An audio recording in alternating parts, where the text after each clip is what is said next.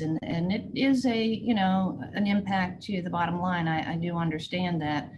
I do know that the state is requiring that we have staff that's adequate to do the inspections that we're currently outsourcing. And as Alan said, this is things that we could take in-house and do at a less expensive cost rather than outsourcing some of those inspections.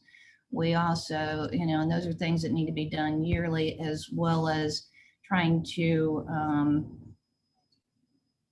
look at what type of BMPs on a state level that the local programs are going to require, looking at post-construction site runoff, checking projects while they're under construction, making sure that they are not discharging inappropriately into the stormwater system or creeks and ditches that go then to our water sources and can impact the aquatic life as well as the greenery. They are requiring that you know, additional GIS layers be created for tracking some of these discharges. They want to actually have us going after, you know, involving a legal authority to prohibit illicit discharges, dumping, cross connections, any cleanup that's required, determining what source of discharge those are, looking at what is our standard procedure and data collection. We need to do proactive screening programs based on the discharge, the source types, land use, priority locations. The Tar River is one that is, you know, Neuse River, you've probably heard, and Falls Lake have had significant stormwater requirements for some time now, and Tar River, the Tar Pamlico River Basin, is now starting to experience those same rules and regulations that the Neuse is. In fact, the Tar Pam River Basin rules are patterned after the Neuse and Falls Lake rules that are already in place. And if you've heard people talk about, you know, trying to do development in those areas, you know that there is a significant impact. There is also, you know, the requirement that we start making more of a public outreach and education so that folks understand the impact that it has when you throw the trash out on the side of the road and it gets down into the storm drain, or cutting your grass and it goes into the storm drain, or using fertilizer, and, you know, just on and on and on, the things that will impact the water that we drink or somebody downstream from us drinks. And the more we pollute the water, the more we have to treat it. And then it's a vicious cycle if you can't break that. And so the goal is to break that cycle and, you know, increase the quality of the stormwater, and thereby reducing what, you know, treatment has to take place down the line. And there are just a lot of moving parts with that. That may have been more information than you really wanted to have, but, you know, we could go on for a little while longer if you'd like.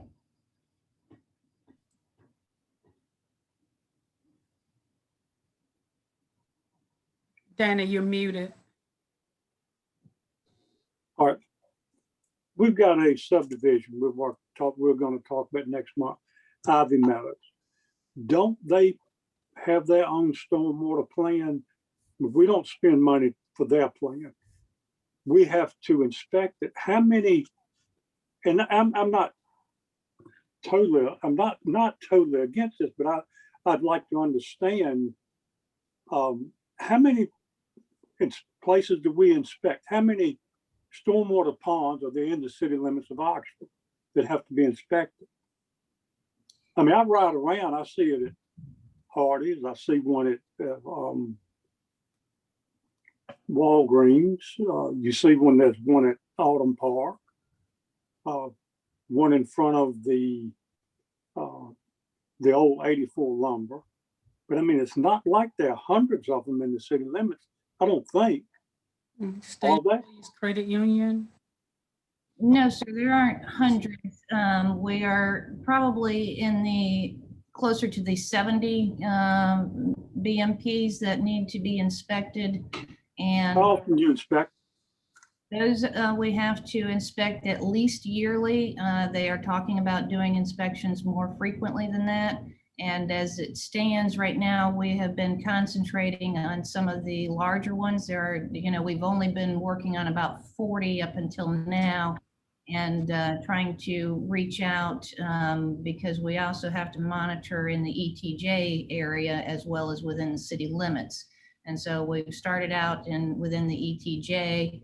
Most have been receptive to the requirements, but there are some that are digging in their heels and trying to fight the fact that the rules do apply to them as well.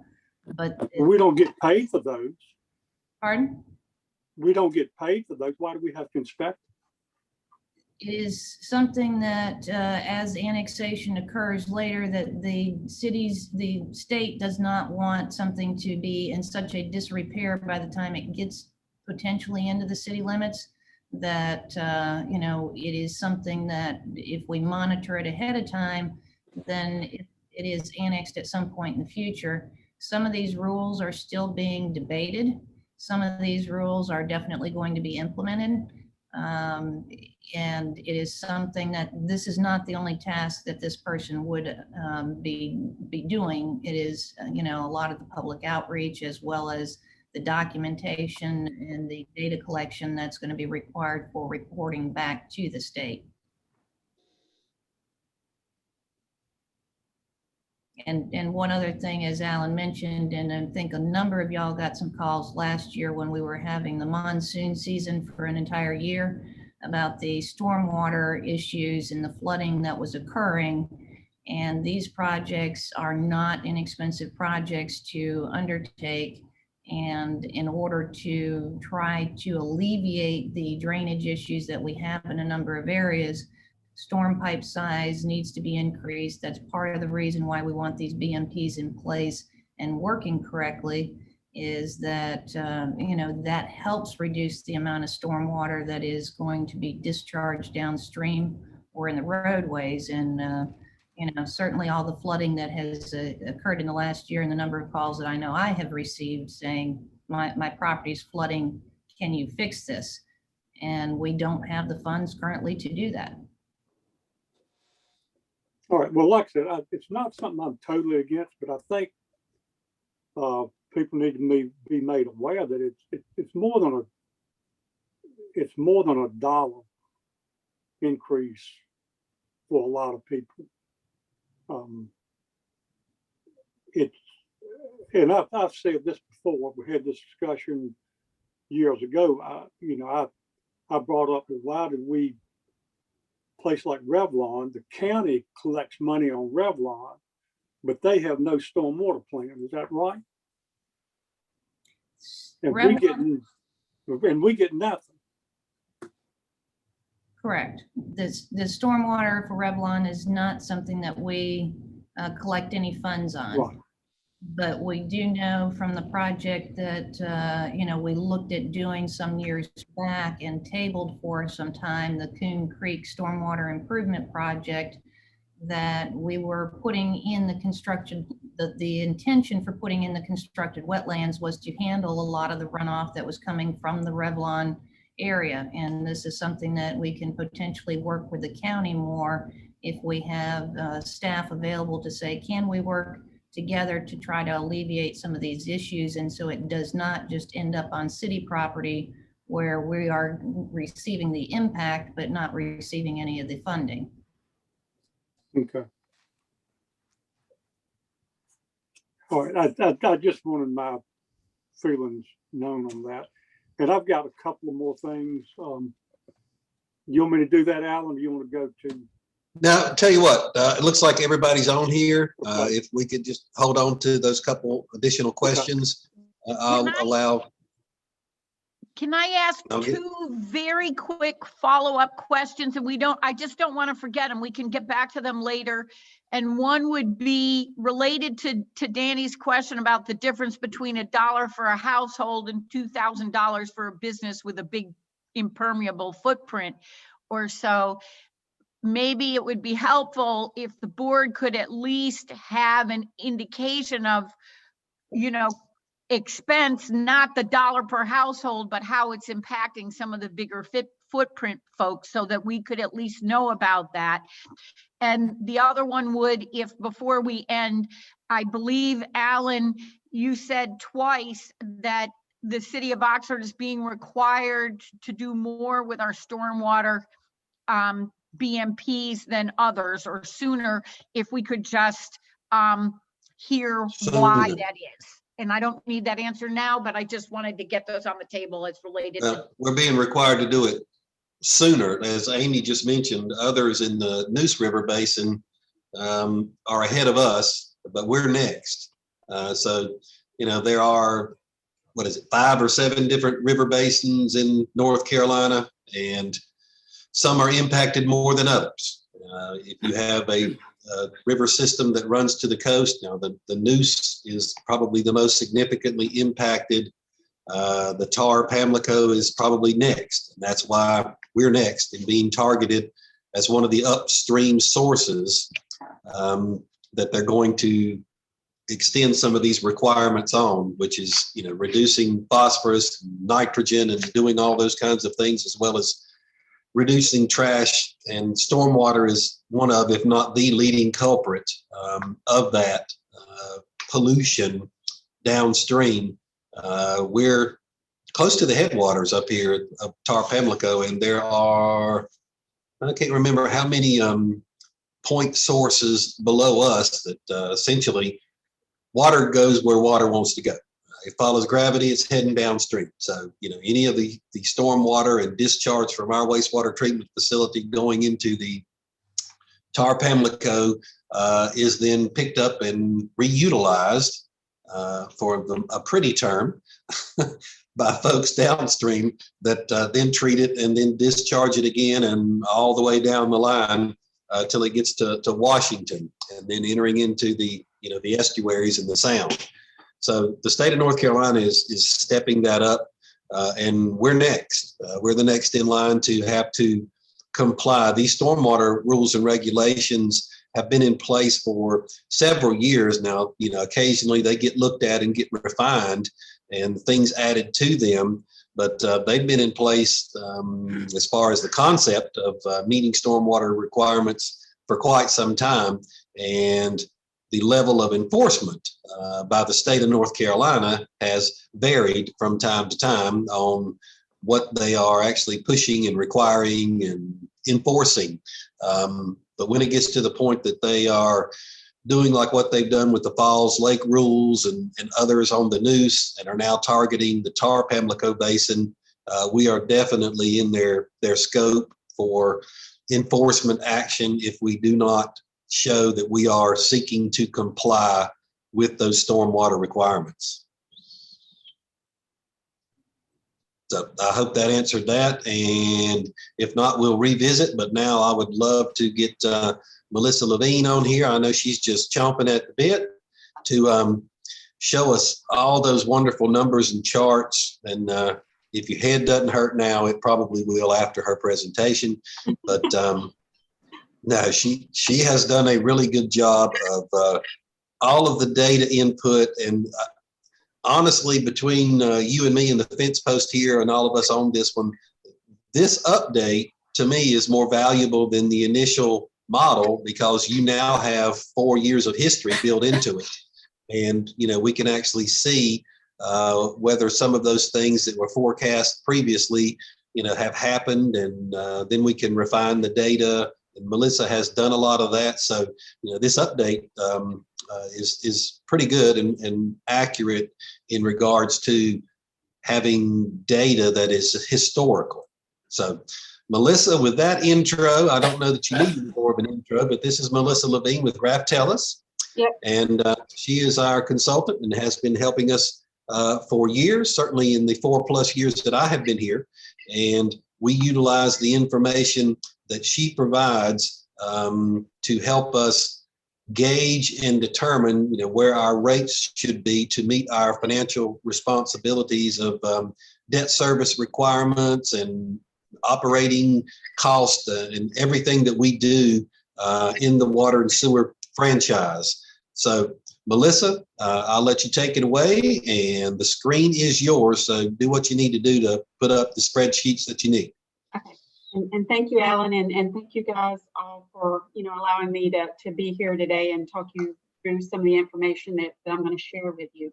I have a model, and when I've been dealing with Hawk and Alan and Amy, we've been kind of going through the model, but I thought today it'd probably be best for me to kind of just put a summary level of information on a few slides and share that with you guys. So I'm going to try to share my screen with you all, so let me know if you can see it. So just kind of bear with me for a second here.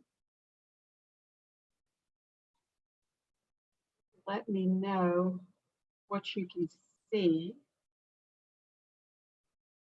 You should see a screen that has the city of Oxford on there. Can you guys see that?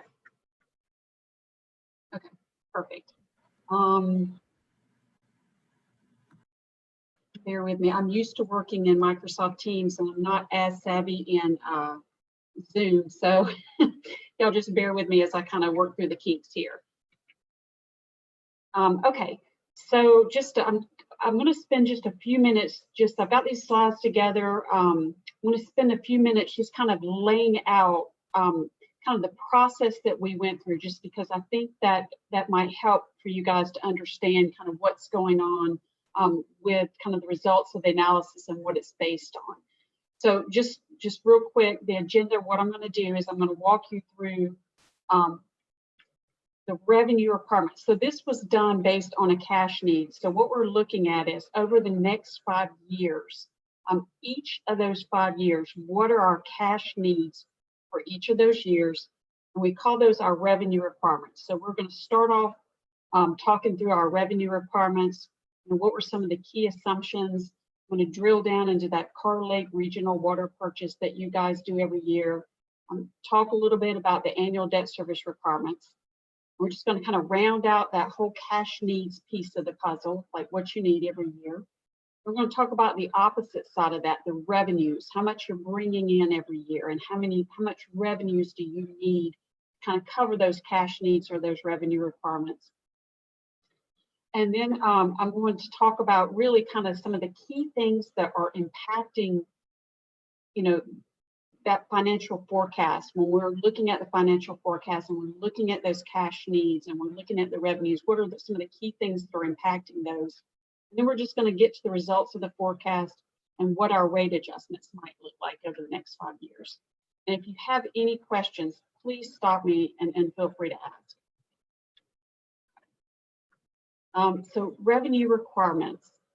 Like I said, these are our cash needs. And so some of our assumptions that we used when we look at over the next 5 years, we've got our operating expenses. Those are our budget expenses.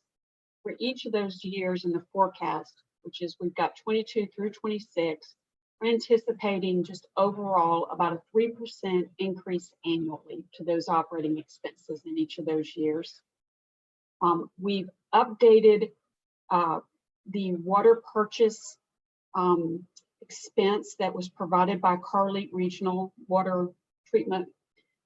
As most of you probably know, they've been working through an analysis, and they had a lot of different options for what that new rate might look like that they're going to charge you guys for that water purchase.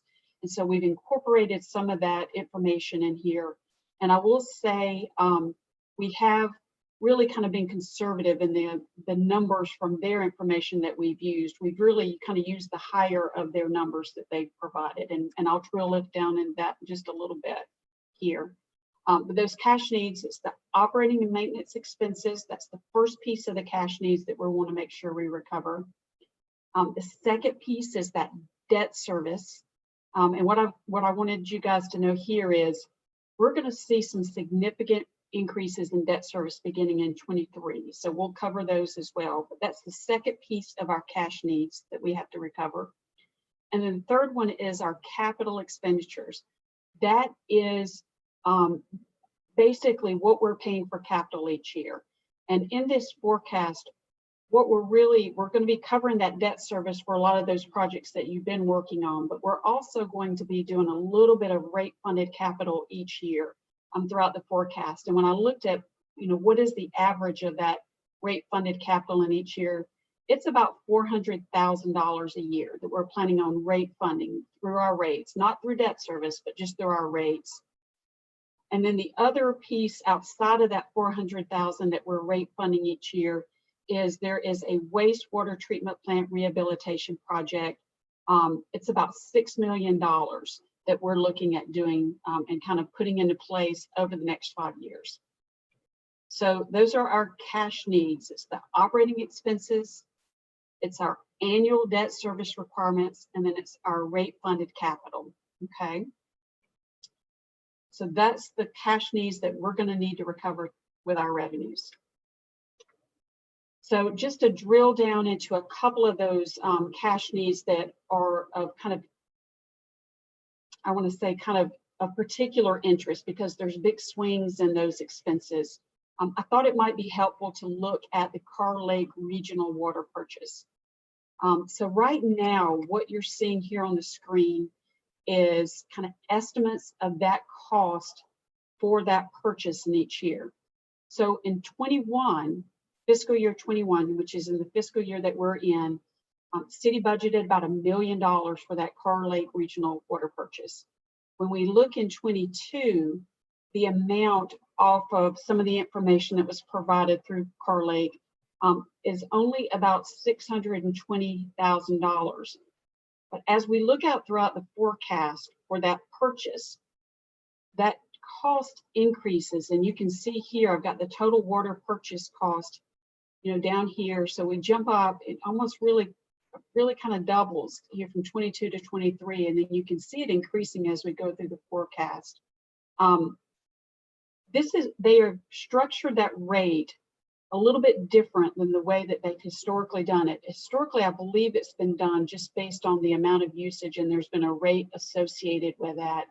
Now, the way that this new purchase agreement is, and based on my understanding and the information in the slides, it's broken into two pieces. There's a usage charge per million gallons for everything that you use. And then there's a capacity charge. This is for the amount that you own in that system. So you have to pay this regardless of how much you use. So you're paying that monthly, capacity charge 12 times throughout the year.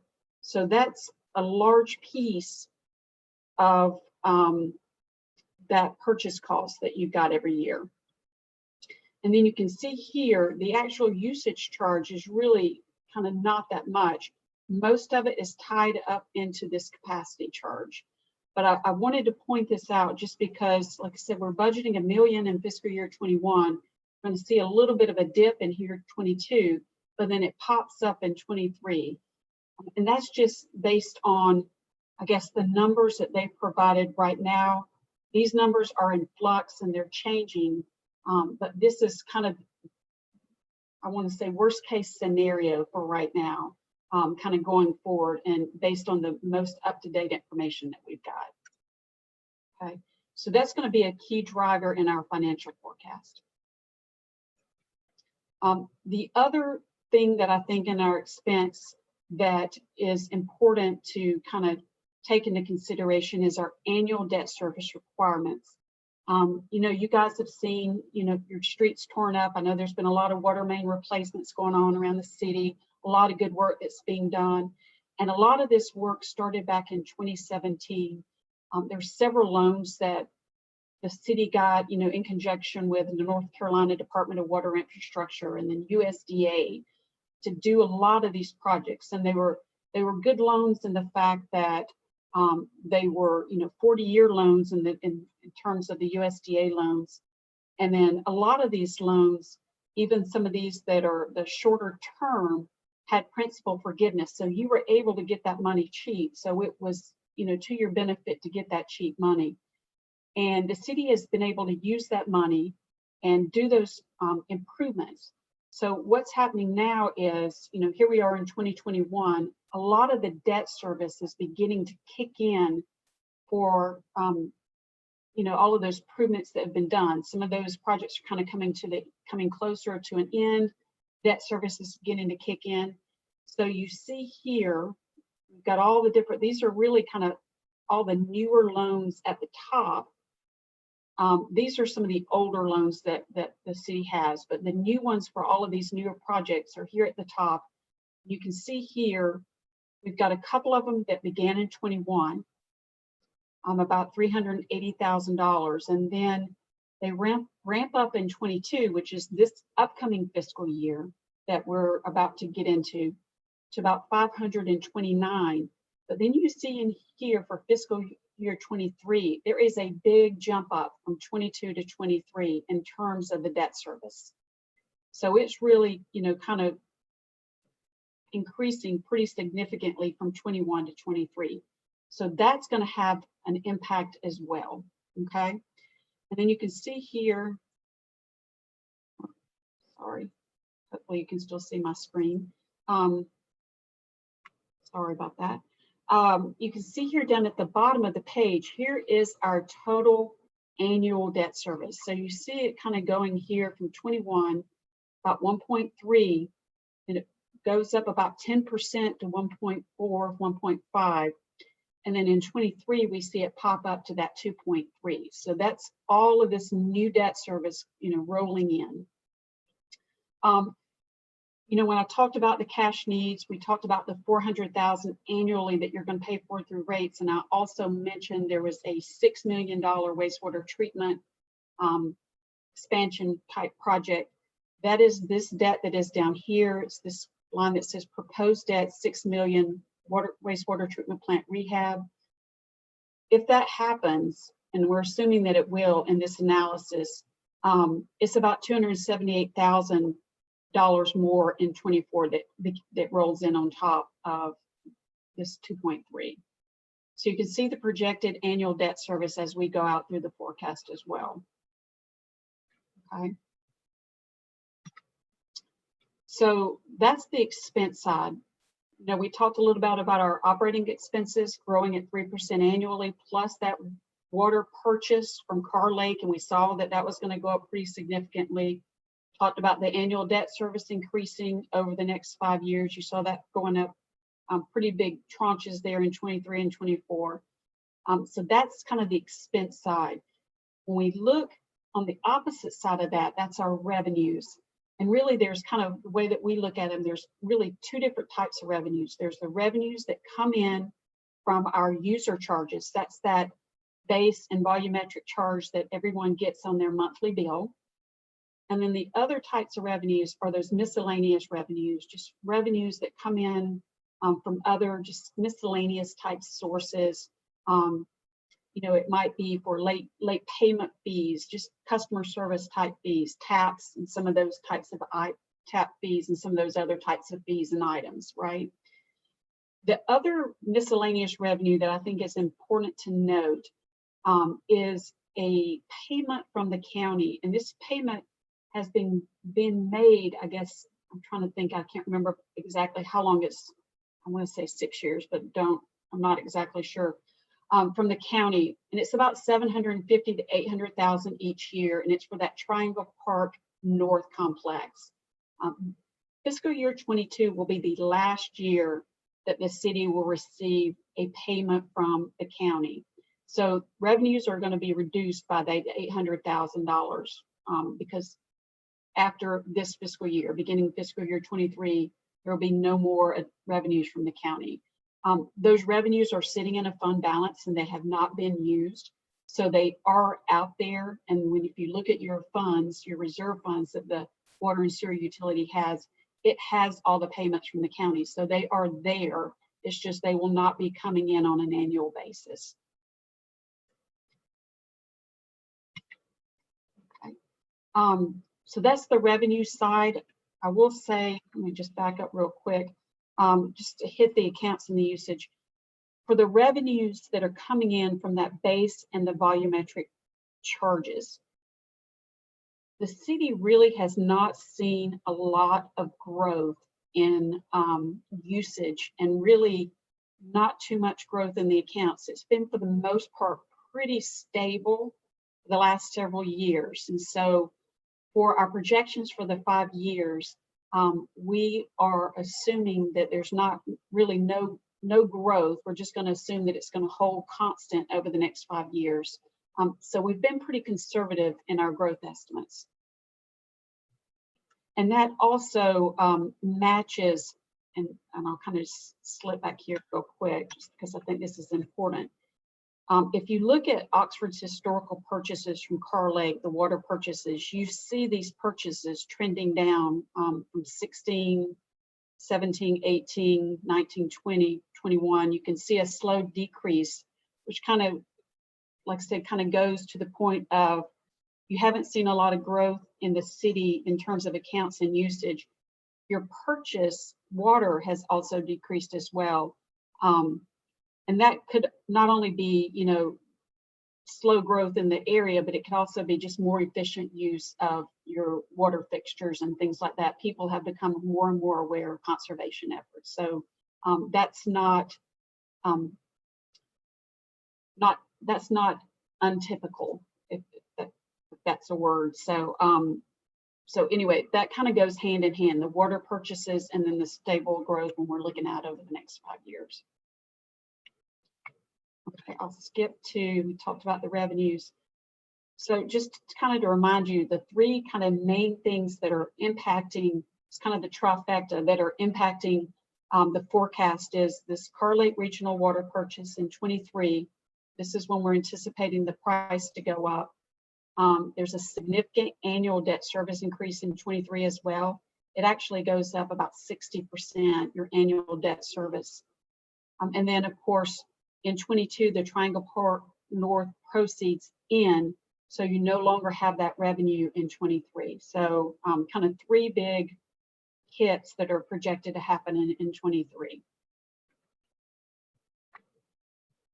So when we're looking at the financial sufficiency, the financial forecast, if we did not do anything to our rates just based on that information that we just discussed and everything unfolds like what we're thinking, we would be looking at, you know, 22, this is the upcoming fiscal year. And you can see here in 22, you guys are still in great shape.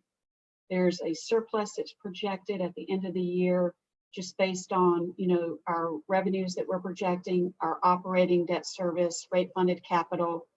22, and we're in great shape. But you see here in 23, this is when a lot of those things kind of come into play.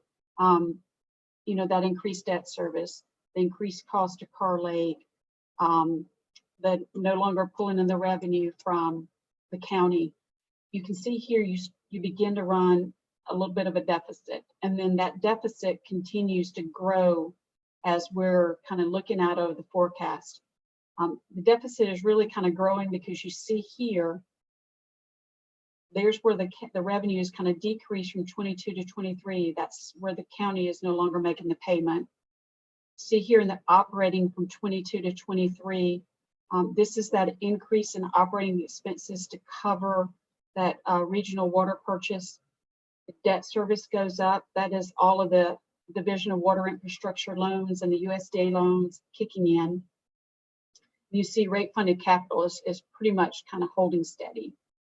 But as these things, you know, increase the debt service, the operating expenses, this deficit also increases. And then our debt service coverage, which is a requirement of your debt issues, we're not able to meet that coverage. We're okay in 22, this upcoming budgeted year.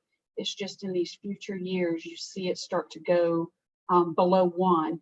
Which means basically your revenues after you've paid your expenses, there's not enough there to cover your debt service. Okay, so you've got to have a debt service coverage of 1 just to be whole, just to generate. That just means you're generating enough revenues to cover your operating expenses and your debt service. And really, your target is 1.2. This is what the state wants to see you achieving as a 1.2 debt service coverage target. Okay, it's the same information. I'll just put it just kind of more visually. You can see here, you know, your revenues. You see in 21, we're doing great. We're actually contributing to our reserve funds. 22, this upcoming fiscal year, same thing. We'll be contributing to our reserve funds. But when we get to 23, our revenues do not cover all of our debt service. So the red is our operating, see the debt service here in the green, and then our PAYGO or our rate funded capital in the purple. Revenues are not enough to cover debt service, so they are going to need to be increased. So what does that look like?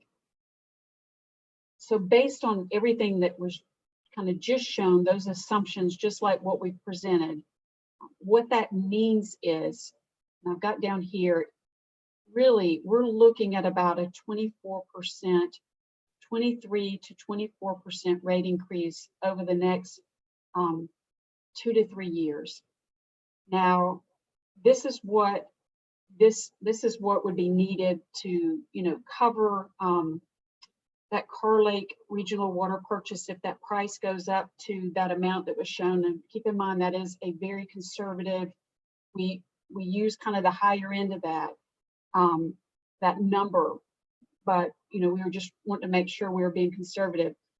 So this is kind of what it looks like with that. This is all of the debt service that's rolling in that you are actually going to be required to pay with the DWI and the USDA loans. There is some debt service out here in 24 that is the wastewater treatment plant rehab. That's $6 million. It starts out here in 24. So you'll see kind of that debt service ramp up again. That's still in play. You're not committed to that debt service yet. But here, this amount you are committed to, this 2.3. And again, we are losing the county revenues, which also helps us from a coverage perspective. But we're looking at about 23 to 24% over the next 2 to 3 years. And I say 2 to 3 years, mostly because in 22, you guys are doing really well.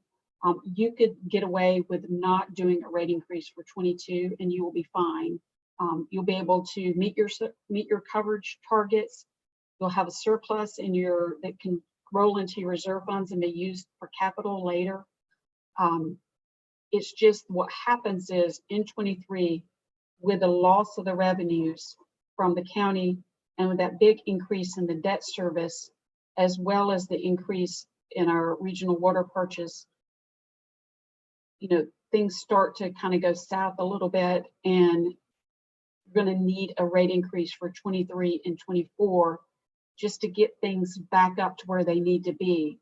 So what I'm showing here is an 8% for each year. And we just kind of did this just at a high level, just to kind of give you guys a sense for now. It could be that you decide to increase, your base charge and maybe that tier 3 rate and not increase all the components of the rate structure.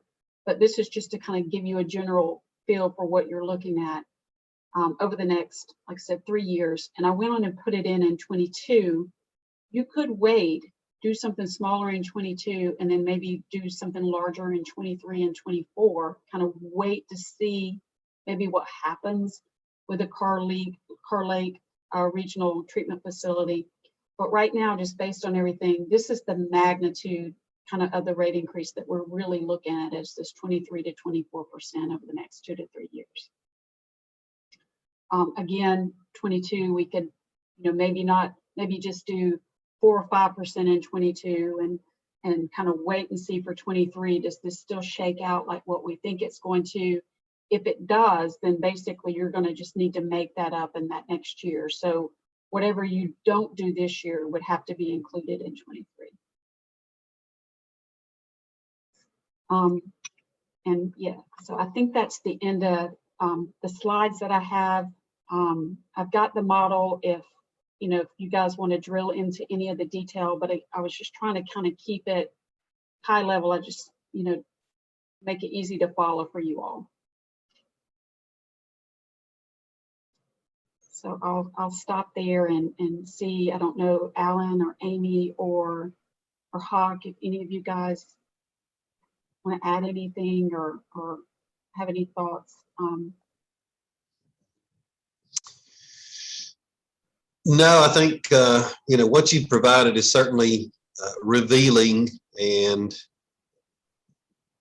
I'm not going to call it eye-opening. I think we're all aware that the decisions and choices made here in Oxford to undertake some of the infrastructure initiative, was not going to be free.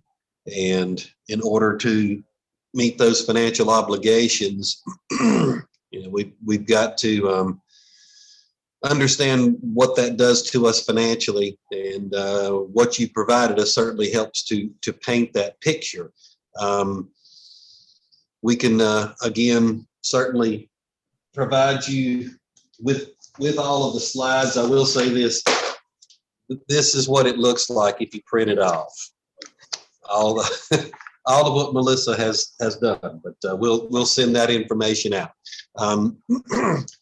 In regards to the Carr Lake Regional Water System, I do not anticipate that we'll get a bulk water rate increase from the Carr Lake Regional Water System, at least initially in fiscal year 21-22, of course, which starts July 1st. There was some conversation in regards to that at our last Carr Lake Regional Water System Advisory Board meeting. The project itself is still looking like it will break ground this fall, which means that it is anticipated to be about an 18-month construction schedule project. So I do not anticipate that they're going to be desirous of raising the rate, because they're raising the rate upon themselves as well. That being said, that's a choice and a decision that Henderson will be making, but I don't believe, based upon anything and everything that I have heard thus far, that that's going to take place July 1 of 2021.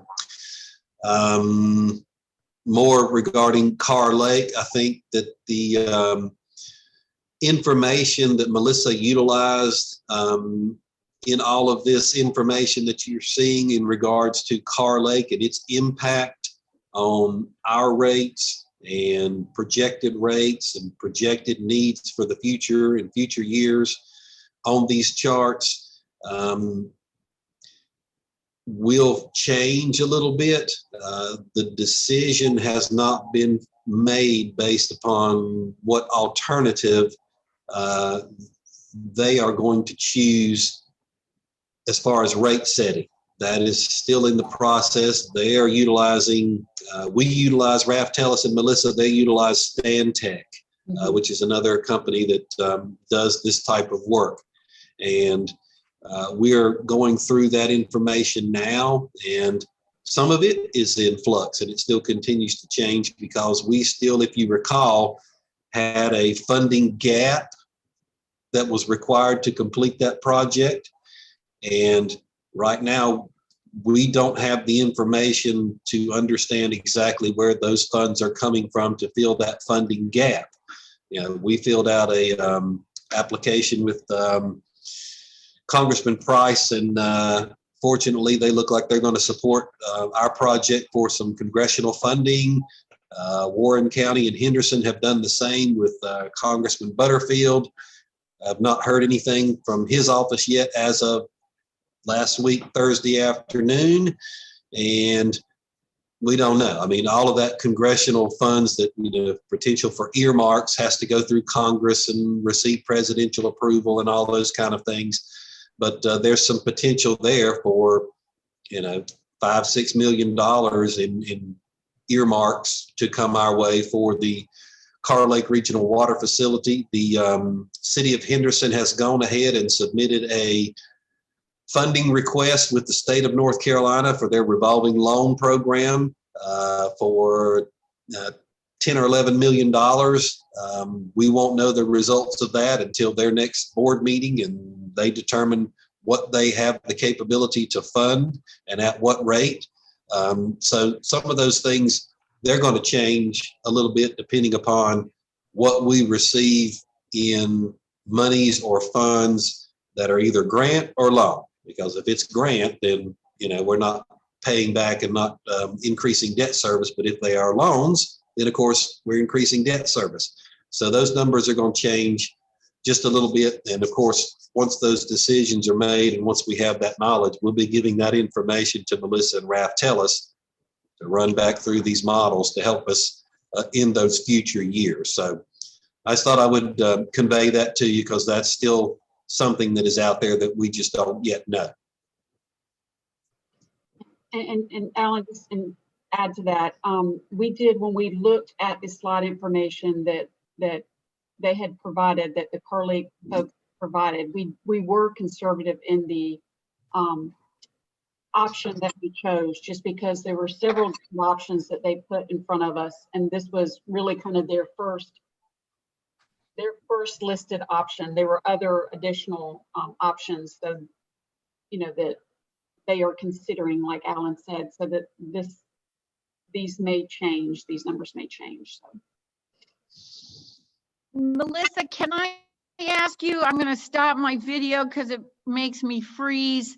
Just a brief, your thoughts on that, because it's been quite a while since I've seen the numbers about the change in approach that Henderson is considering. And of course, the idea of changing to a capacity charge being the majority puts Oxford and Warren County at a disadvantage. And I understand the rationalization is, well, we're all responsible for maintaining the system according to the ownership. So that's where the burden needs to lie, not on what you're actually using. But I do wonder if you just can add a little insight in your experience as to how often this approach is used versus the one that we are currently under, which distributes the financial burden according to usage more than capacity. Yeah, you see both approaches, really kind of taken when you're doing this. And I liken this to really a kind of a wholesale agreement, because that's where these different approaches kind of come into play. And a lot of times you will, require wholesale customers to reserve a certain amount of capacity, and it's kind of a take or pay. Like you got to take it or you have to pay for it regardless of whether you use it. And I think that was maybe the approach that they've used here, versus just looking at the cost and having kind of a fixed component and a variable component. Honestly, you see both. You really see both approaches. So, the one thing I would say is, I don't know if you guys agree to this approach, because it's certainly, just given the usage kind of trending downwards, it certainly is not to your advantage. I guess this approach is not, versus if it were maybe some other type of approach. So I think, you can look at the numbers and see that's the case, especially when they've got such a large piece of it tied up in the capacity part of it. But you see both approaches. And I guess, Okay. the key Thank is, you. And it's a terrible disadvantage for Warren County, obviously, that they're taking a huge hit. yeah. So, and I don't know if this is still negotiable. I'm not sure, Alan, if they're still willing to negotiate, or if this is kind of set in stone, this the new approach. So. Let me put it this way. We continue to do our best to negotiate for what's best for Oxford, and Warren County does the same. And so we both have a similar interest in how the rates are determined. Unfortunately, we are collectively 40% of a 100% partnership, of which the 60% sometimes listens or doesn't listen, depending upon what they believe is best for their bottom line. Thank you. I have an elementary question here. Oh, okay. With regards to where these numbers are in our current budget, Mm-hmm. are they there already, or because we've seen this debt service over the years. So, in my limited time, I've seen them. But where are they in the current budget proposal right now, Alan or Hawk?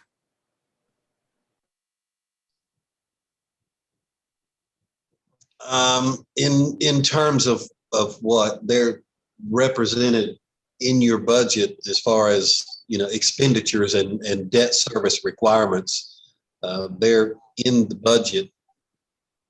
And that debt service requirement is a component of the factored cost of the water and sewer fund and what it basically takes as far as annual costs to pay for everything. Right. I mean, I'm actually asking Paige. I mean, because we are aware of the issue, but I was just curious, how is it reflected in our current budget? Like, what page is it on? Because when I look at capital improvement plan expenditures by fiscal year, I'm not seeing it there, nor am I seeing it with capital water projects.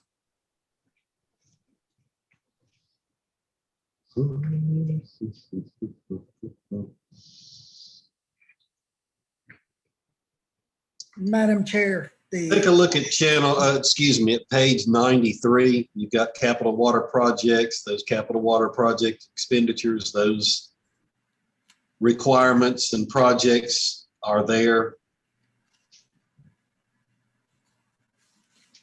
I'm talking page 93 of the budget you got yesterday afternoon. That one. Debt services is on page 76. yes. So on page 76. Yeah. Page 76, that's combined with the general fund debt and also power. Street resurfacing. So right now we got $2.3 million for FY22.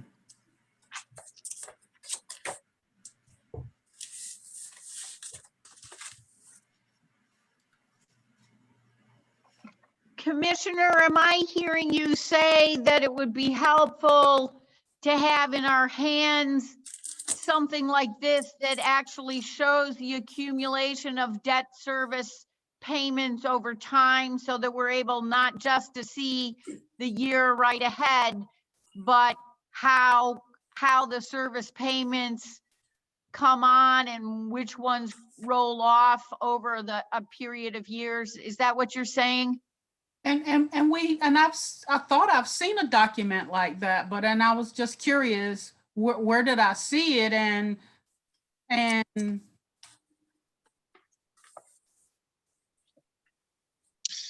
You probably have. That was, of course, we've got debt service schedules that Melissa Levine projected back in 2016, 2017.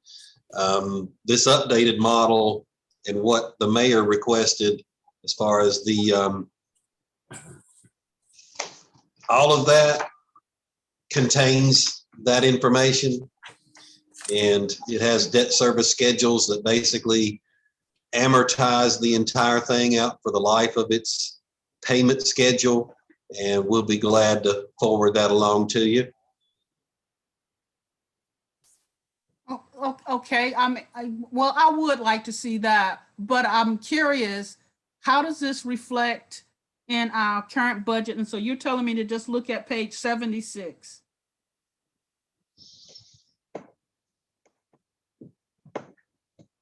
I think debt service for water and sewers actually, oh yeah. Never mind, that's there.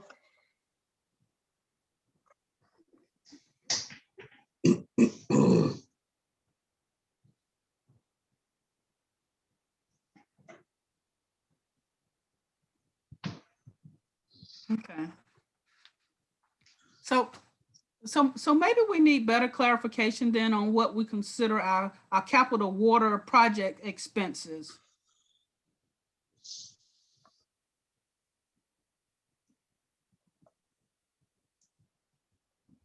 Is that a question or a statement? Well, I'm asking, my page has nothing there. It says capital water projects, and I would think what we just heard was capital water projects, right?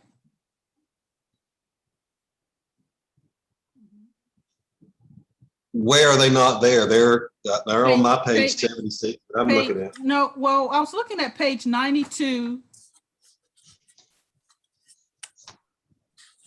And everything on page 76 is some of it is debt service, but it's not all water. I mean, we have a fire truck listed there. We have, looks like tanks and other things that don't necessarily apply to what Ms. Levine has referenced us to. I mean, I'm just trying to put things in the right categories and better understand what our numbers really are representing. And Hawk and Alan, I don't have the budget document, so Right. I can't And- see.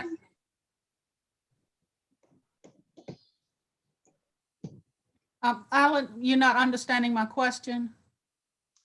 I guess not. What is in the budget is what we anticipate seeing our responsibility to pay for this upcoming fiscal year. I believe that everything that is in that budget is clear and accurate. I don't see on Melissa's, well, yes, I do. She's got the tank there as well, as far as installment purchase and, payment requirements. So all that information is in the budget as to what we're seeing, what we're currently working on, what's been completed, and what's coming up as far as what payments we're going to have to make. For example, and Hawk can clarify this one for me, typically our debt service payments that we make to the state for all of these projects are due in May. And heck, we just paid $1 million some in debt service for those projects that have been completed and debt service requirements have hit, so to speak. And if you look through this schedule that's right there on the screen in front of you, you can kind of gauge how they're coming into play. And typically what happens is that upon completion of a project, you've got, what is it, Amy, 6 months or a year? I've forgotten which one it is, one of the two, before the first payment is actually due. It's between 6 and 11 months after the project is complete. It's due either in May or in November. One thing that has come up since we talked with Melissa last is the scarcity of pipe might be delaying some of these projects as much as 6 months, which could change the year from 23 to 24. But it depends on how available the pipe is and how much that delays the project, because it could still originally be due originally we anticipated paying it in November, but instead we pay it in May, so it's still in the same fiscal year.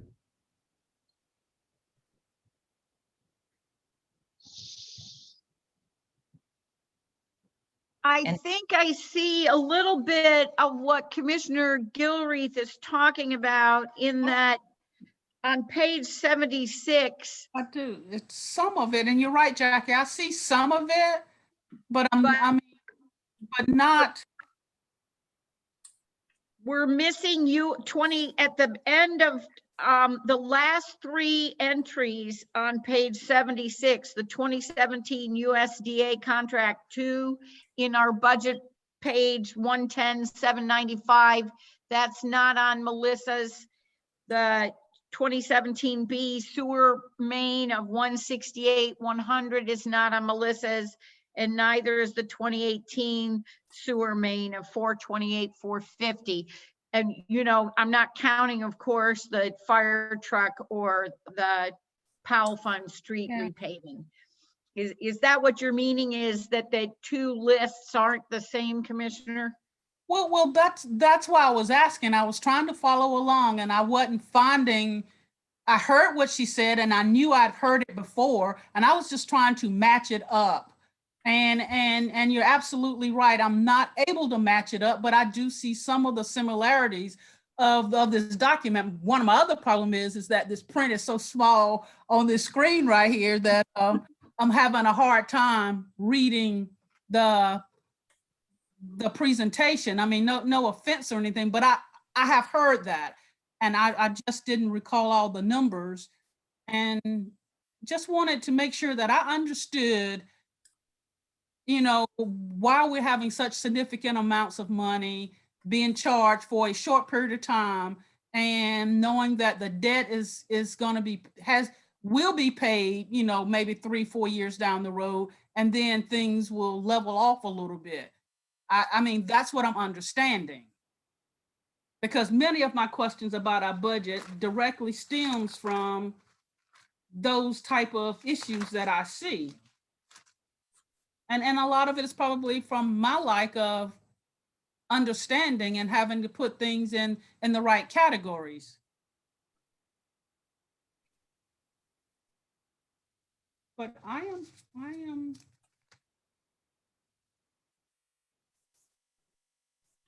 Melissa, is the reason those last 3 items aren't on your list because you don't actually expect them to come due in 2022, in this coming fiscal year? Yeah, so I think the ones that I heard you guys say was the USDA contract 2. And we Yeah. had beginning in fiscal year 23. And then this, let's see, this DWI sewer main replacement, the 428. We have that in fiscal year 23 as well. And I believe there was one other one, but because they're all starting in 23, they would not be reflected in the fiscal year 22 budget. So, what should be in the fiscal year 22 budget, based on my understanding, would be about roughly $1.5 million worth of debt service for the water fund. Thank you. And, yeah, and then whatever else is in there would be, I guess, for some of the other departments. But roughly, I think you said 2-point-something million, about 1.5 should be the water fund. I have a couple of questions. Hello. Hello? Yeah, this is Commissioner Bridges. Just a couple of questions. I mean, and they probably are questions I should know, but the first question I have is why are we losing the 800,000 from the county? Why does that stop? I mean, I'm sure that there was some agreement previously that indicates why that should stop, but I don't know the reason why it's stopping. That's my first question. I'm unmuted. And I'll go ahead and do the Yep. follow-up question, because the follow-up question is, since it looks like our debt services is over the next few years seems to be going south in terms of it getting worse. What are we as commissioners? What are you telling us that we're going to have to think about doing in order to blunt the effect of our debt services future? Because does it mean going up on some rates? And if that's the case, I want to hear that. And again, I don't know why the 800K that we were getting from the county is going to stop. I mean, maybe I should know, but I don't know. All right, I'll try to answer as much as that as I heard and believe, and it's clear in my mind. First thing is that yes, the agreement that the city established with the county of Granville for the reservation of capacity of water at the Triangle North Industrial Park, payments do end next year. That legal agreement specifies that they make X amount payments for X amount years. And so that does indeed end. And as Ms. Levine conveyed to you, I mean, that's close to $800,000 a year that we will not be receiving in future years. These debt service, or excuse me, these projects that you're taking on, depending upon where the funding comes from, they're typically either 20, or in the case of these USDA projects, 40-year loans. So you're going to have debt service payment requirements in some cases for the next 40 years on these. Some of the stuff that we've had for years, like the water treatment or wastewater treatment plant project going back to 2005, some of that's going to start coming off as you start adding more in future years. I will say this, the last question or statement that you made, Commissioner Bridges, in regards to is, does all this mean that there is a need for rate increases? And the answer to that is yes, that is part of the equation. Unfortunately, nobody likes rate increases. I certainly don't. I'm a utility user, as most of, if not all of you are as well. And there is a price to pay for entering into, doing all of these projects. I think one of the things that, we're not catching here is, that I think have done a pretty darn good job in trying to find funding sources where we qualified for some principal forgiveness and or grants as part of these to reduce, some of these payments even further than what they could be. Also, we are, let's harken back to 2016, I believe, Amy, when this was initially initiated and presented to the board, and it was a program, really a 10-year program that looked at, I believe at that time, about $96 million in total. And right now we're about halfway into that program, and being halfway into that program means you're just about halfway into indebting yourself as far as the requirements necessary to pay for, those projects. So it is something that, we all need to be mindful of and watching. And we here at the City of Oxford, me included, are certainly attempting to do that and trying to provide as full disclosure as we possibly can as to what is going on and when is it coming, and trying to be as prepared as we can. And hence that's the reason for the advocation for a water and sewer increase for this next year, is that we see what's coming. We see that train in the tunnel coming, and we need to have, the reserves there to meet those debt service requirements, because we have obligated ourselves. How can we mitigate some of this? Number one, use more water, or get some, more growth and development in industries that use water and essentially pay those bills to help us.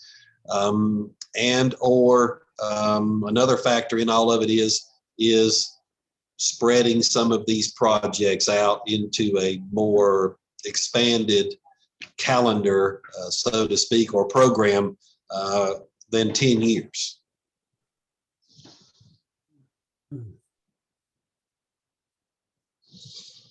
But we've sort of gotten ourselves into this boat by prolonging and dealing with things. I mean, so that's how we ended up here, by doing the latter. Yeah, that is. Yep, that is exactly correct. It is another one of those vicious cycles that we talk about from time to time, or catch-22s, however you want to look at it, in that, we're trying to address some of the things that, for whatever reason may have been neglected in the past for a number of years. But in order to do that, these projects, as you are seeing, are not cheap by any means whatsoever. They are tremendously expensive projects, and they're not getting any cheaper. I mean, Amy mentioned to you that we're looking at, delays in some of these projects' construction because they can't get materials. So, when you hear news articles where the cost of building a new home is going up by 25% just because of lumber costs shooting up, start thinking about, materials for piping and on and on and on. And, it's a scary world out there, I guess is the best way I can put it, in regards to a lot of these projects that not just the city of Oxford is looking at, but are being looked at across the state and across the nation. And they're not getting any cheaper. And we're trying to do it as sensibly as we can, with the realization that there is, a pain threshold there for our customers. But, we continue to use those dashboard information that we have. And, we are still right in that green-yellow range for rates in our area compared to what others are paying. We've not jumped up into red, but you can't have that conversation with a person out on the street. They don't have any concept or clue what that means. All they see is what they get every month in that bill. And I understand that, and nobody wants to see rate increases. But I think even I had run some numbers based upon, the minimum bill requirement kind of thing. And for the first 1,000 gallons, I think even with the inclusion of the stormwater additional $1 a month, it was less than $2, something like that we're talking about going up. We sent you those schedules. I'd have to pull them out and take a look at them. But there was I've forgotten exactly how much, but you do $10.36 or whatever it is for first 1,000 gallons of sewer, and 40 some cents for water for that first 1,000 gallons. And you can kind of do some quick math there, what that effect is on our ratepayers. It's not insignificant, but I think it is certainly something that other areas are seeing and dealing with and talking about as well. I'm seeing other areas that are having receipt of their proposed budgets, where budgets are also proposing 3, 4, 5, and 6 cent property tax rate increases being requested at both county and municipal levels. Things are just, cost of things are going up. And it is unfortunate that at the end of the day, what you have and what you're looking at right there on the screen gives you an indication of what we have committed ourselves to as a city, and meeting that commitment and still being able to maintain and operate the systems that we have, the utility systems that we have, means the need for revenue. I just want to say this. It wasn't so long ago, a few years ago, I was trying to explain to citizens why we had to have a pretty good water rate increase, so that we would be eligible for these huge grants that we couldn't apply for without the increases.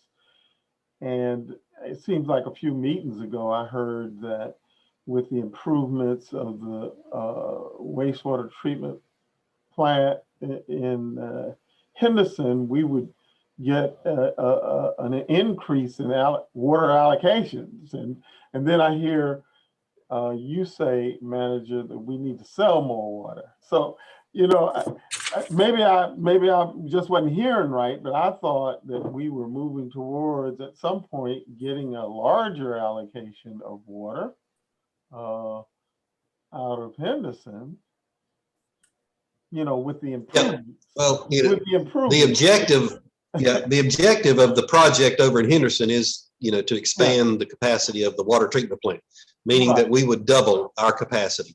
Right. Yeah. Well, but didn't you just say, I wish we would sell more water? I mean, maybe I didn't hear that. That is certainly an objective of the city of Oxford, and we believe that in future years we will, as these new developments come online. Naturally, we're going to provide them with water and wastewater treatment. So, a key to a lot of this is getting new customers. I think our customers are getting a little smarter with the water that they use. I think that the city, in doing some of these projects and doing some of these detecting of I&I, basically, you're seeing the water usage numbers decline. And some of that, I believe was water loss. I don't know that in the 4 years that I have been here, that the actual water and sewer revenue numbers, see that type of significant decline. So I think we're actually doing a little bit better job in actually knowing the actual numbers of the water usage and what we're doing. But, it's not apples to apples as far as what we pay Henderson for the bulk water and what we sell it to our customers for.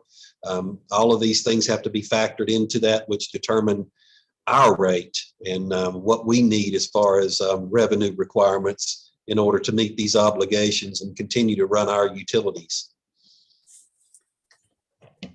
I would like, I'm sorry.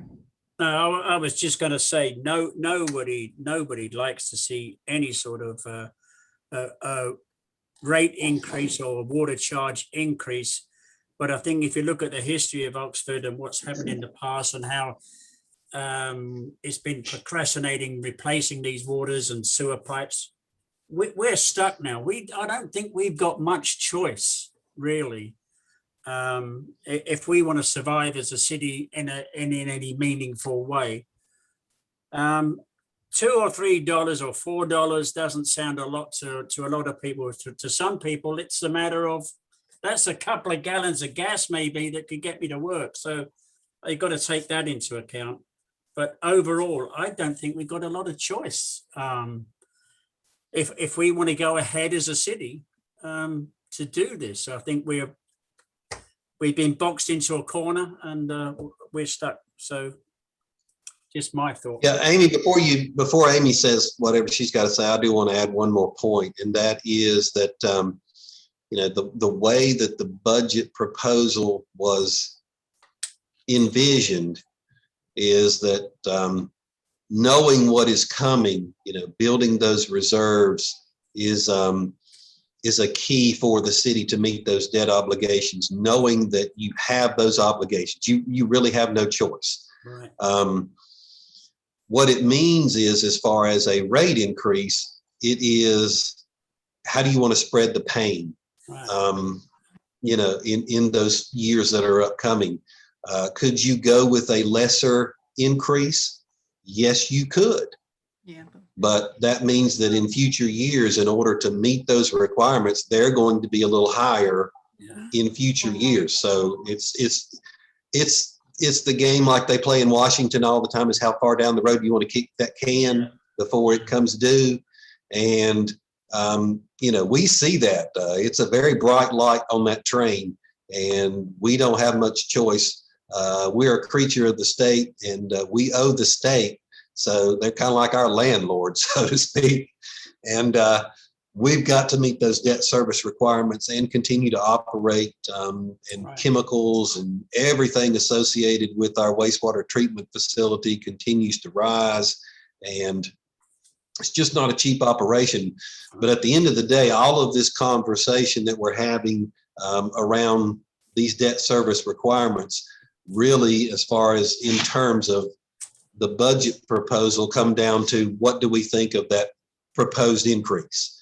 And my answer to that is, I'm attempting to try to spread the pain a little bit by taking on an increase now. And, as you recall, the previous model, even after the 50 or 60% rate increase that was done in 2016, had rate increases for each successive year after that.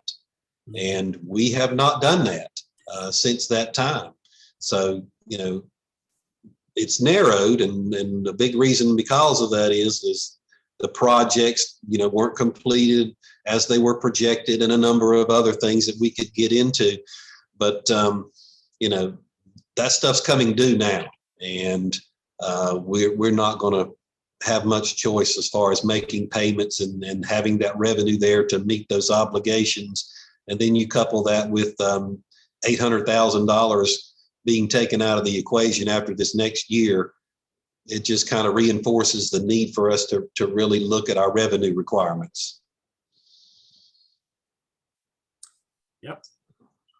And that was Great. one of So, what Alan just mentioned about the 2016 model is one of the things I was going to bring up is we had looked at doing these rate increases, and Melissa had, counseled us that, either we could do small increases yearly or we could do larger increases later on. The increases would have to occur.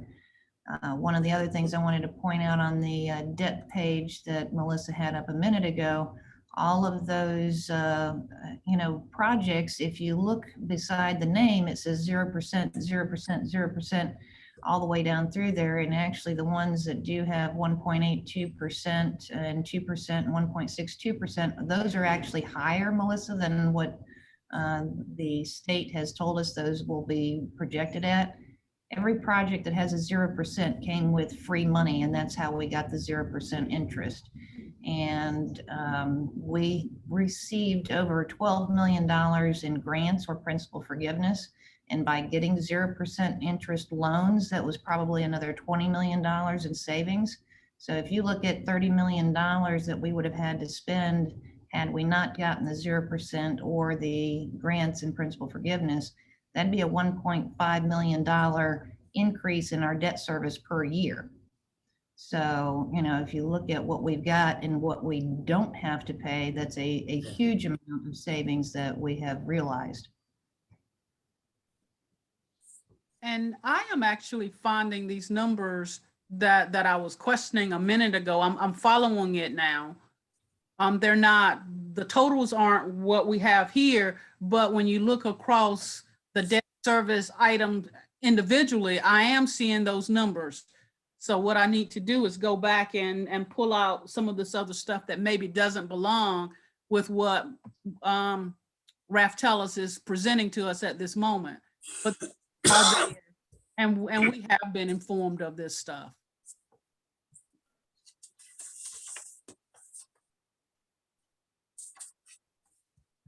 I think they're taken from different years too, 2021, 22, and 23.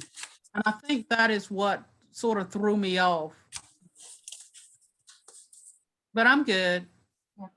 So this is like for fiscal year 22, this is the budget year. So in this particular budget year, you would pay this amount of debt service for the water main replacement, this amount of debt service for the sewer main replacement, and then so on. So if there's no dollars in here in this column, then you're not paying on that loan yet.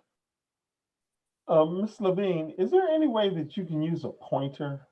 I appreciate what you say, but it would help me if you were like pointing at what you're talking about sometimes. I mean, if you can't. Yeah, I don't, like I said, I'm not as familiar with Zoom, so I apologize.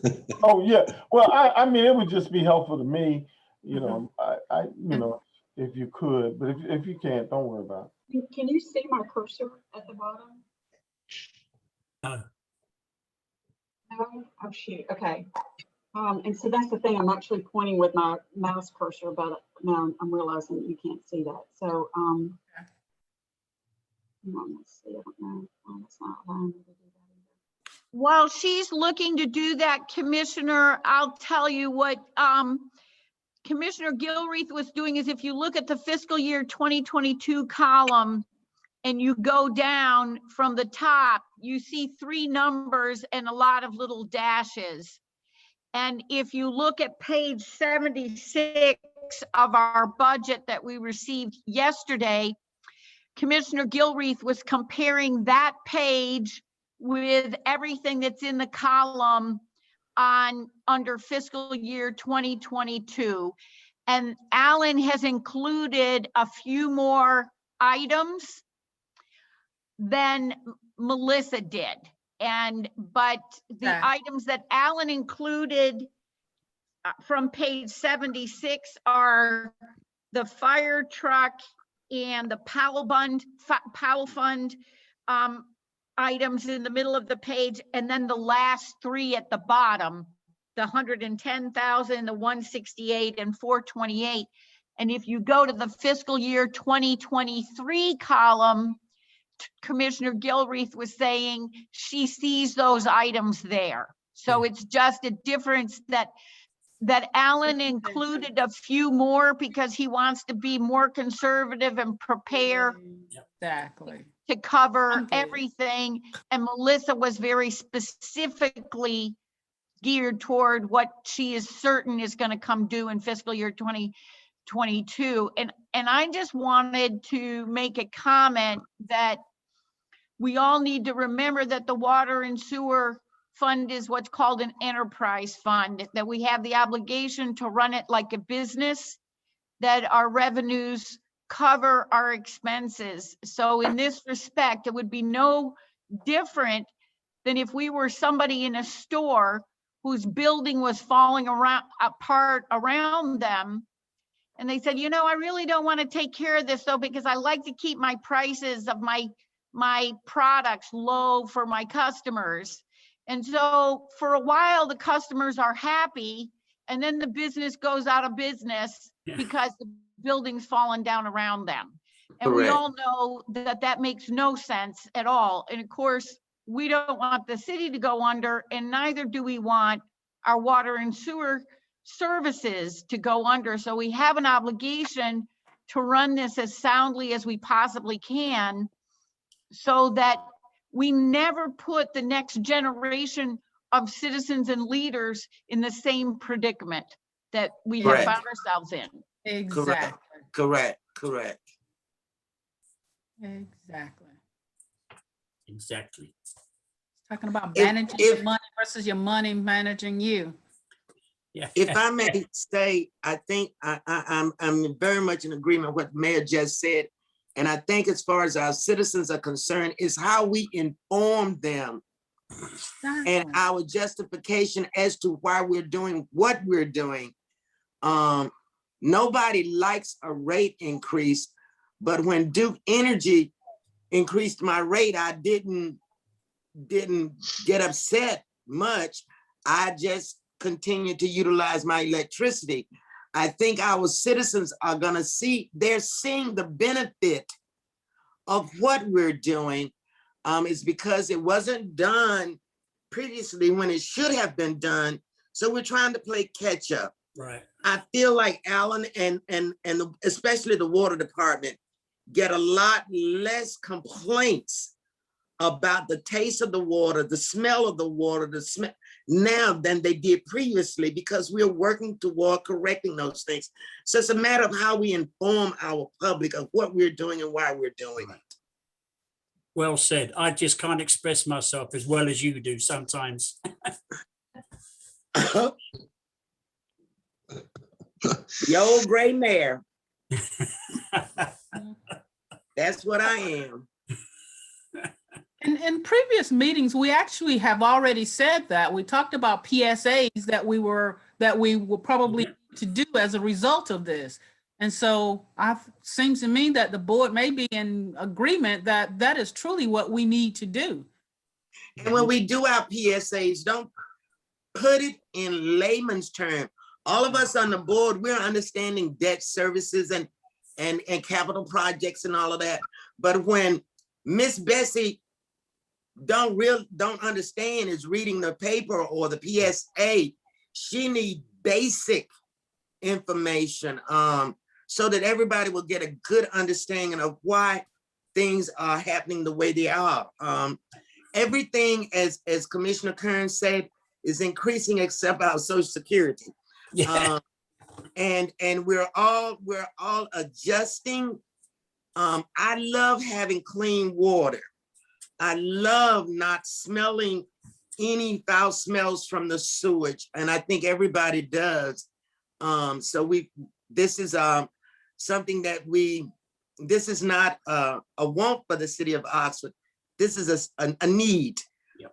And we're anticipating growth. I know growth is coming. So maybe the pain won't be as bad down the road as we anticipate it to be.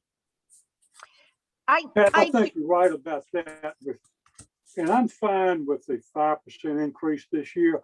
If you get a $125 bill from the city, take out your garbage, it's $100, 5% is a $5, that's $60 a year.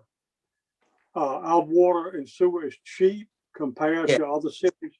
Compare what you got to Creedmoor, Yeah. we're 100 times better off. Yes, I think 5% this year, next year, which I won't be around, that you can look at it. Does it need to be more? Maybe it needs to be less.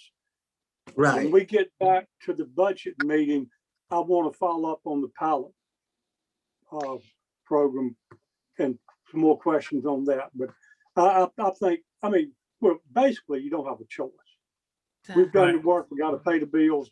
So that's the bottom line. It's not what's our choice? We don't have a choice. We don't. Right. Can I'm can sorry. I ask one other quick question? Am I correct when we received with our agenda packets, the 2 sheets on the rate increases, do I understand correctly that for users that are 4,001 gallons up, the rate increases? And the reason that I'm asking that is because that can also be a talking point using Commissioner Fields' point of how we publicize it, that we can let people know if you use 4,000 gallons or less, you do have a lower rate. But I want to make sure I understand that is the case first. Oh, one was inside and one outside. And Amy, can you speak to that? And I can speak to that. I don't have I've got my computers all taken up with the slides, but yes, I think that it's a tiered rate. So the cutoffs are at 4,000 and 20,000. So the rate changes Yeah. once you hit that 4,000 gallons, and then again when you hit the 20,000 gallons. So it's a rate increase, and then if you remember, it's a rate decrease after the 20,000. Right. But it's with an eye on encouraging conservation on the lower end. And so that is a talking point for our individual users. And what it happens is that those that are industrial larger users do end up paying a larger share of the capacity use than individuals that are able to keep their use 4,000 gallons or lower. Yes. Thank you. Correct. And it still does get us points and assistance when going for, funding opportunities with the Division of Water Infrastructure. Great, thank you.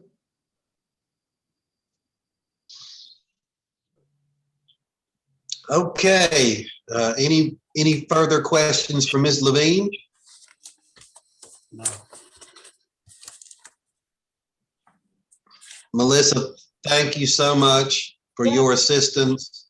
And I will be sending the board members the plethora of information that you have provided staff, all of the schedules and tabs associated with it. There's a lot of information to wade through, but some of it is, very much pertinent to the conversation that we are having because it shows the advanced schedules out into, 2036 and those types of things. So, we'll send that along. Not a problem. Alan, I just was interested for me personally in getting the slides that the handful of slides that Melissa showed us today. If so, that was all right. I was requesting. Okay, Melissa, if you can provide that to me, PDF format, I'll be glad to Absolutely. forward that along. Okay, absolutely. And I think that, honestly, this has, really all the information that you need. And I'm happy once you guys kind of get this and you have a chance to go through it. If you have any questions, I'm happy to walk you through it or answer any questions that you guys might have. But I think it really is kind of all in here at a summary level. So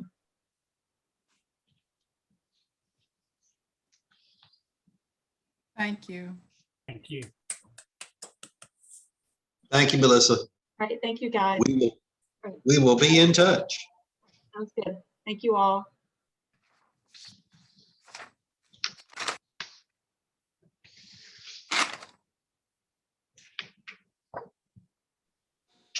All right, I'll turn it back over to the chair to proceed with the Budget and Finance Committee meeting. All right, well, thank everybody for this. We almost 2 hours now, but we will get through this in a minute.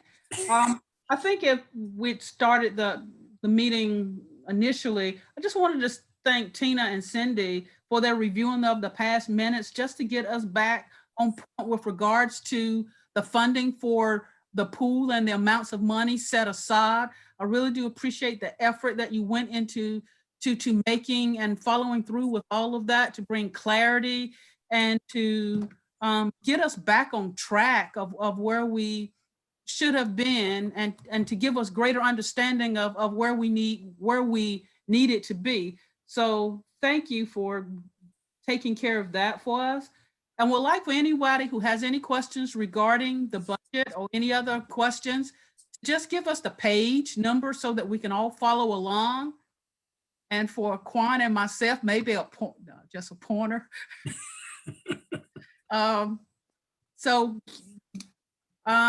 Danny, would you like to continue? Yeah, I'd be glad to. I had really a couple more things, and I had just mentioned the pilot program. Looking at our budget, revenue for water and sewer is projected on this last, but I looked at Hawk's financial report, 6.4 million. So 5% increase generates about $320,000. Do we need to, and I asked this the other day, didn't get an answer. Do we need to stop taking the money in this pilot program and leave it in the water and sewer fund? $226,000.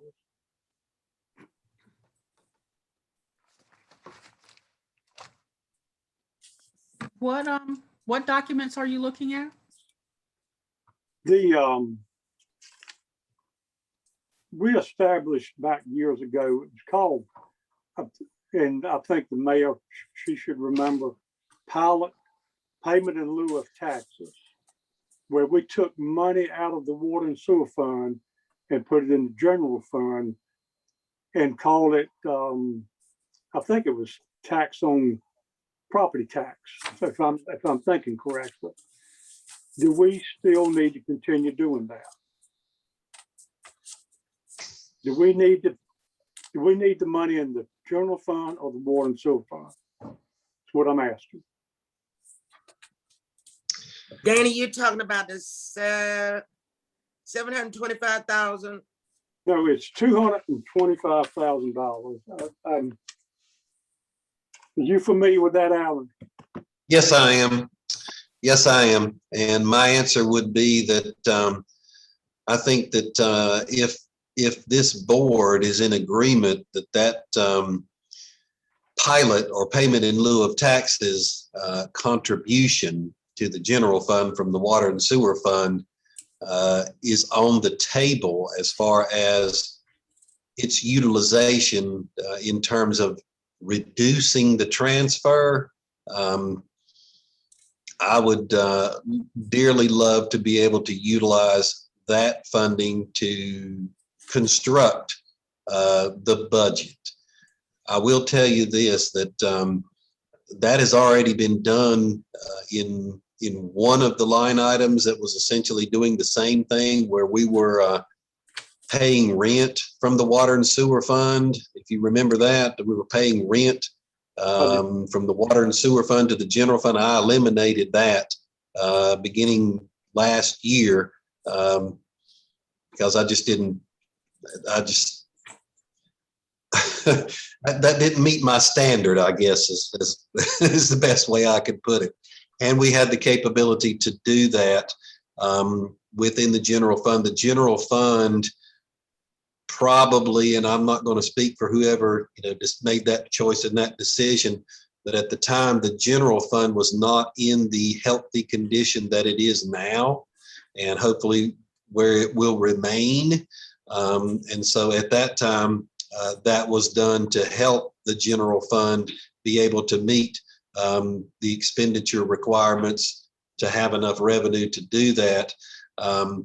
Really, the same thing was being done, if you really start to boil down and think about it, in previous years with the Powell Bill Fund. I mean, we were taking money from the Powell Bill Fund and utilizing it for purposes other than resurfacing streets and sidewalks, which is why we got into some of the situation that we're in now of having to play catch up, just like in water and sewer. But if that is something that the board isn't, fully vested in, and would allow the budget officer to have that option and have it in play in the development of budgets as they come in future years, to potentially lessen increases in water and sewer, and we can construct the budget that way and still meet the balance that you need of revenue coming in the general fund and expenditures in the general fund, I would love to do that. It's on page 6 of 41, and it's down next to the last item. Page what? Page 6, and it's the next to the last item. Are And I you guess- looking at the budget book? Oh, I'm sorry. I'm looking at the first thing we got. Okay, okay. I'm And sorry. So I for don't even know people where it looking is. at it's I on got no- page 45 in the budget book. So whichever one you're looking at. Okay, I'm sorry. Thank you. And I guess, Alan, what the mayor's aware of this, and CJ was on the board. Don't know who else at that time, but I guess if everybody was explained, and you could send out an explanation of how it was established and why it was established, maybe everybody would understand better, and then we can decide if we want to take it out or not. What page did Jackie say? 46? 45, 45. 45. 3/4 of the page down. And we're calling it the pilot water and sewer fund. Yeah, That's That's it. correct. Yes, ma'am. Okay, thank you. Okay, thank you. I'm on the page now. Me too, Teresa. All right. What we will do is seek to provide that information and the justification for doing that, and so that everybody gets it and understands it. Probably at this point in time, what I would request is potentially that you leave it in this upcoming budget, and that in future years, as we construct budgets, that it may well help us in keeping from having to have water and sewer rate increases, in 5, 6, 8%, like you saw on that schedule that Melissa just provided us. But that's just my suggestion, recommendation at this point in time. Right, I think if everybody is made aware of what it is, and then they. Yeah, absolutely. I think everybody needs to Please. understand, the methodology behind it, why it was done and why it continues. Okay. All right, my next question, and I'm gonna mess y'all up again because I'm looking at the other thing you gave us, was page 32. It's water and sewer line maintenance, and it shows a huge increase in salaries. Is that because we didn't have people there, or are we adding on to that? But if you go back to your budget worksheet, it was page 32. I don't know where it is in this other thing. New engineering position. Mhm.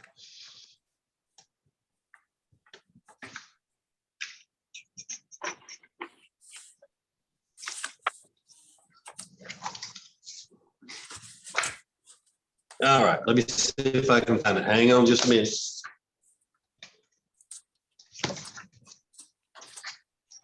My photographic memory's fading a little bit. I'm sorry.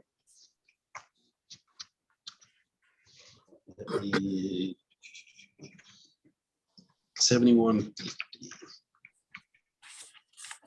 Okay. Yep, I'm there. Well, I will say this, that for the current fiscal year, $300,000 is what is budgeted for this current fiscal year. For What the page? proposed fiscal year, it's 321. Not seeing that. Page, what line item, or where are we? If you've got this, it is page 89. All right. It's page 89. All right.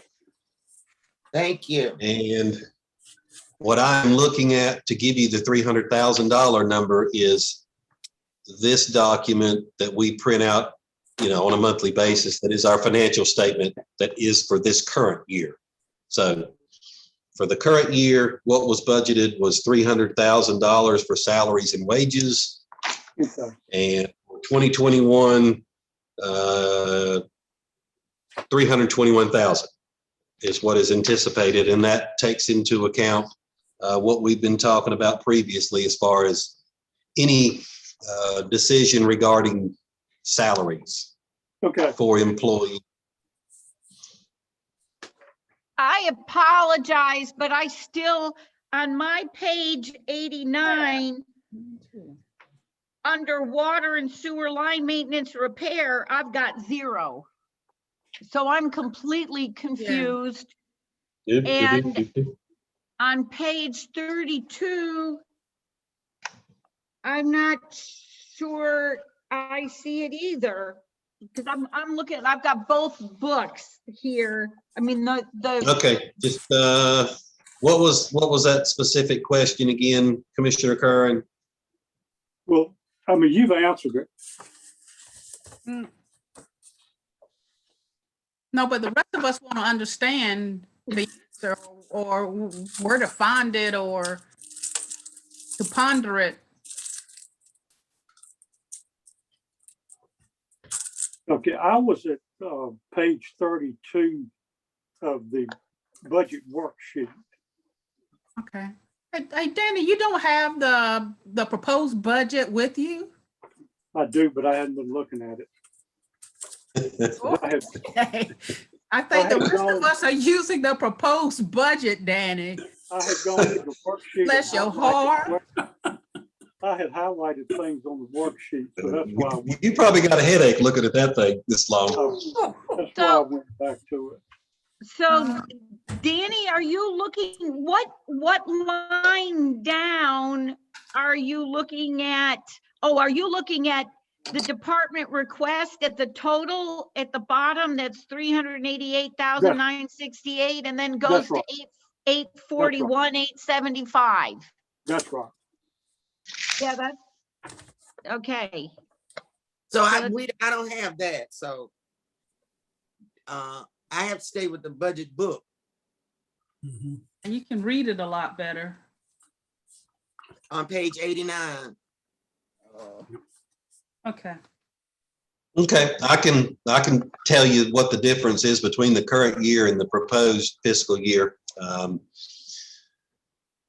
There's a backhoe in there at $140,000 being proposed for this upcoming fiscal year. If you look in fixed asset over 5,000, you see that 140 line item, which is 7150-5901.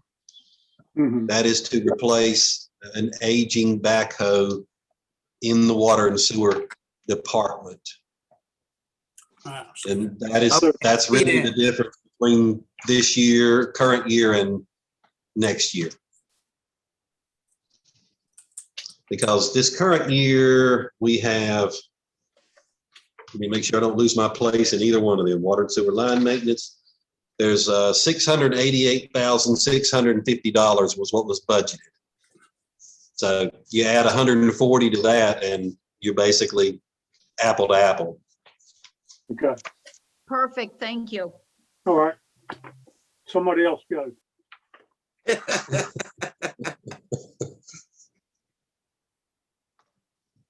Anyone else have any questions? Well, I have one regarding capital improvements with regards to on page 100, I do believe, it talks about the pool included in the 2027 budget, but nowhere did I see, well, does that include the master plan for the rec center? That was, yeah, on the CIP projects.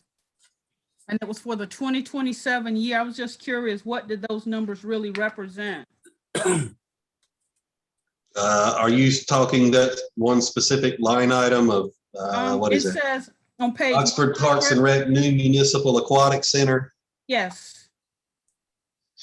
Yep, well, honestly, that is a general term being utilized for the pool project. However, it turns out to be, it does not include anything else down there on the Hicksfield master plan, like amphitheaters and dog parks. Just that one project. so why wouldn't we see the rec master plan written in here someplace? For one thing, I don't know that we formally adopted it. We've looked at it several times and have delayed that. I And thought we did with. I thought we adopted it. Yeah, Well, and taking the pool part out. well, Yeah, we since the adopted- pool is the project that has been discussed repeatedly, and if you Right. recall, I think the price tag associated with all of that was, 30 or 40 or 50 million dollars. And your budget officer is not going to stick 30, 40, 50 million dollars in there until this board fully fleshes out exactly what they want to pursue to do and gives me an indication of going in that direction, because I think there is still some conversation that is desired to be had regarding that Hicksfield master plan and what it should look like and what would best serve the community in the future. Yeah, if I can real quick, the overall Parks and Recreation Comprehensive Master Plan was passed, but the Hicks Complex Plan was not passed Right. or approved, sorry. Teresa, Yes. I'm looking at the people that are in the meeting, and I noticed Joan Robertson has got a hand raised. You tell that. I can't see, I don't see that at all. Yeah, I see she has a hand raised. And I she see just it. unmuted herself. If she, I'm just saying, I think she wanted. And I would like to apologize that I never saw that when she Yeah. raised it And before. I need I don't instruction know on how that. long ago it was. Yeah, I'm sorry, Miss Robertson. I'm not able to see that, or maybe I don't even know where to look, but I'm not seeing that. Miss Robertson, if you would like to have say something, please feel free to do so at this time. Thank you. I appreciate it so much. I just wanted to say, and thank you, Danny, for noticing that. I don't know how you notice it either. I've never seen anything on Zoom with a hand up. So, it took me a while to even see the button to press. So it's, I would love to see the meetings go back to a regular meeting for that reason and many others. It just Yeah. doesn't seem to connect quite as well doing it through Zoom. But anyway, I just wanted to say I really appreciate all the thoughtful comments and questions that I've heard today with the budget discussion. It's just been incredible knowledge that has been gained from sitting in on this meeting today.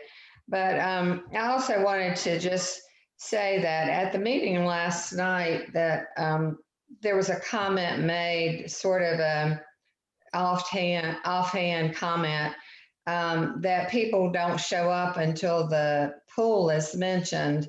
and they don't seem to care about how much money is being spent otherwise. And that is really not the truth. And I just think that for commissioners to offhandedly make a comment such as that, it discourages people who are interested in the city and who do want to know what's going on and to try to give honest input toward what's being discussed.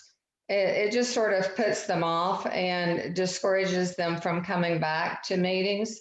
Unfortunately, or fortunately, however you want to look at it, I'm not a person to be easily discouraged, but I think putting disinformation out there is really not appropriate. And I really took offense at that because I have shown up numbers of times where money is concerned and numbers of times where money is not concerned. So that is not a fact. I mean, to state that, I think is very inappropriate. And I think it's really your job as commissioners to invite people to come and give input and listen to what the community feels about things. And so I just wanted to make sure that that message gets across, because that is not at all true. I've been at numbers of budget meetings, numbers of other meetings, and whenever I have a question or an opinion on something, I try to come and share that with this group. So I appreciate being allowed to state that today. And again, I really appreciate the open discussion that's gone on with this budget issue and all the work that our budget manager or budget, whatever he's called. Thank you, Alan, for all of your hard work, and Hawks, I'm sure, has been involved in that. So thank you all for listening to what citizens have to say. And I really would appreciate this, that you're honest in your comments, because that one was not. Thank you. And I want to respond to that.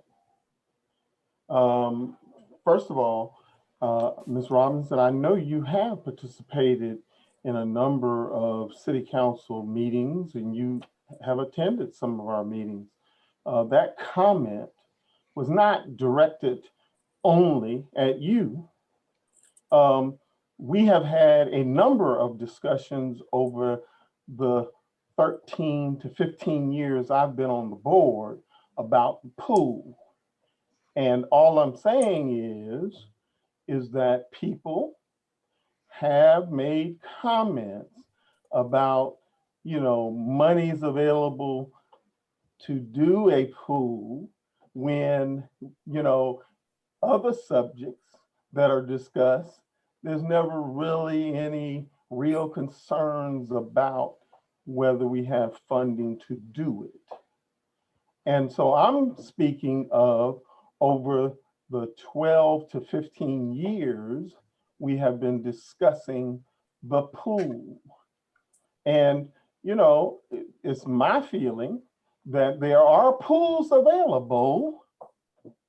You mentioned one, Rutgers Park, and then there's a pool over near my neighborhood that's not open to everyone. And so, yes, I do have some concerns over the last 10 to 15 years that we've been talking about the pool. And I'm speaking former commissioners and former individuals who have attended meetings, other citizens who oppose a pool that would be open to everyone, that would be accessible to everyone. Rutgers Park is not accessible to everyone. And I would that was the purpose of my comment, had nothing to do with your statement, but mostly to do with just in general, that seems to be a budget issue when we talk about funding for the pool.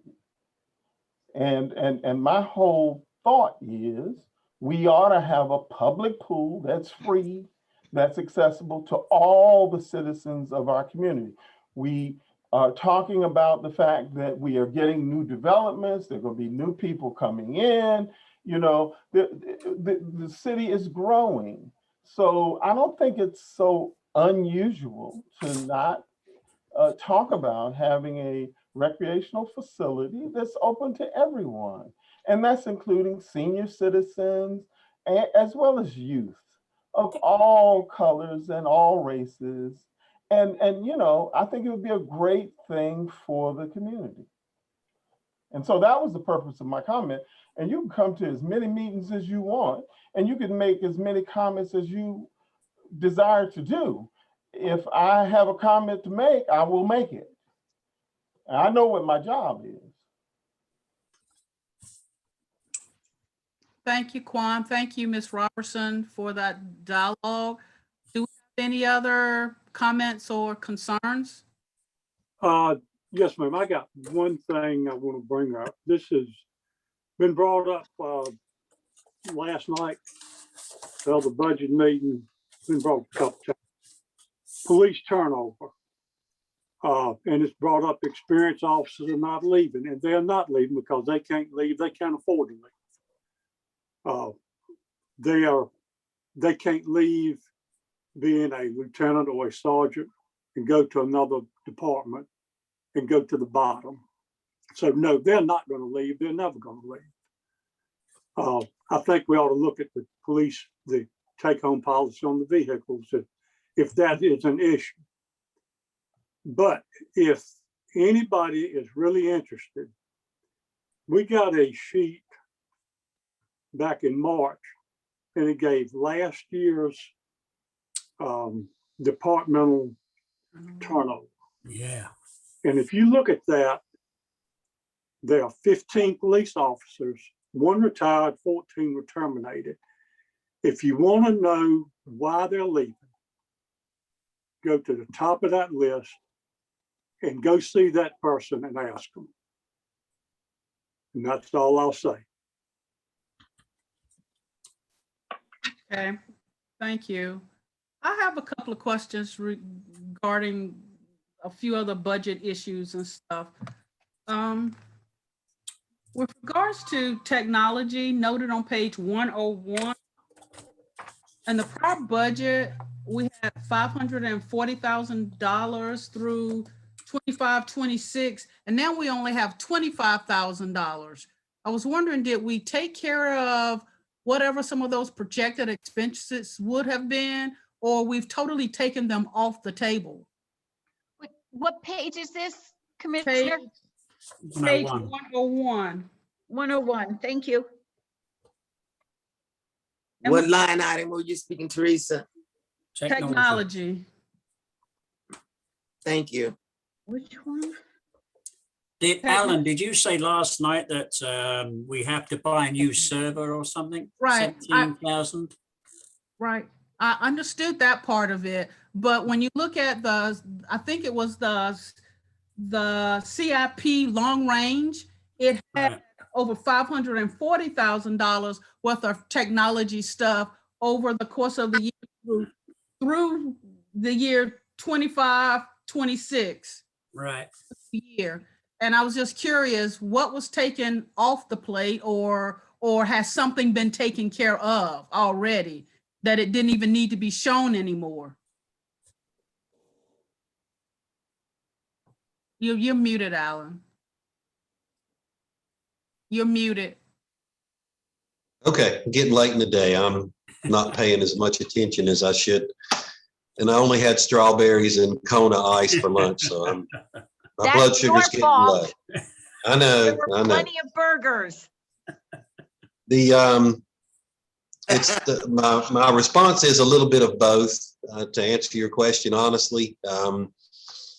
The city, we did implement a new phone system this past year. That was taken off the table as far as technology cost.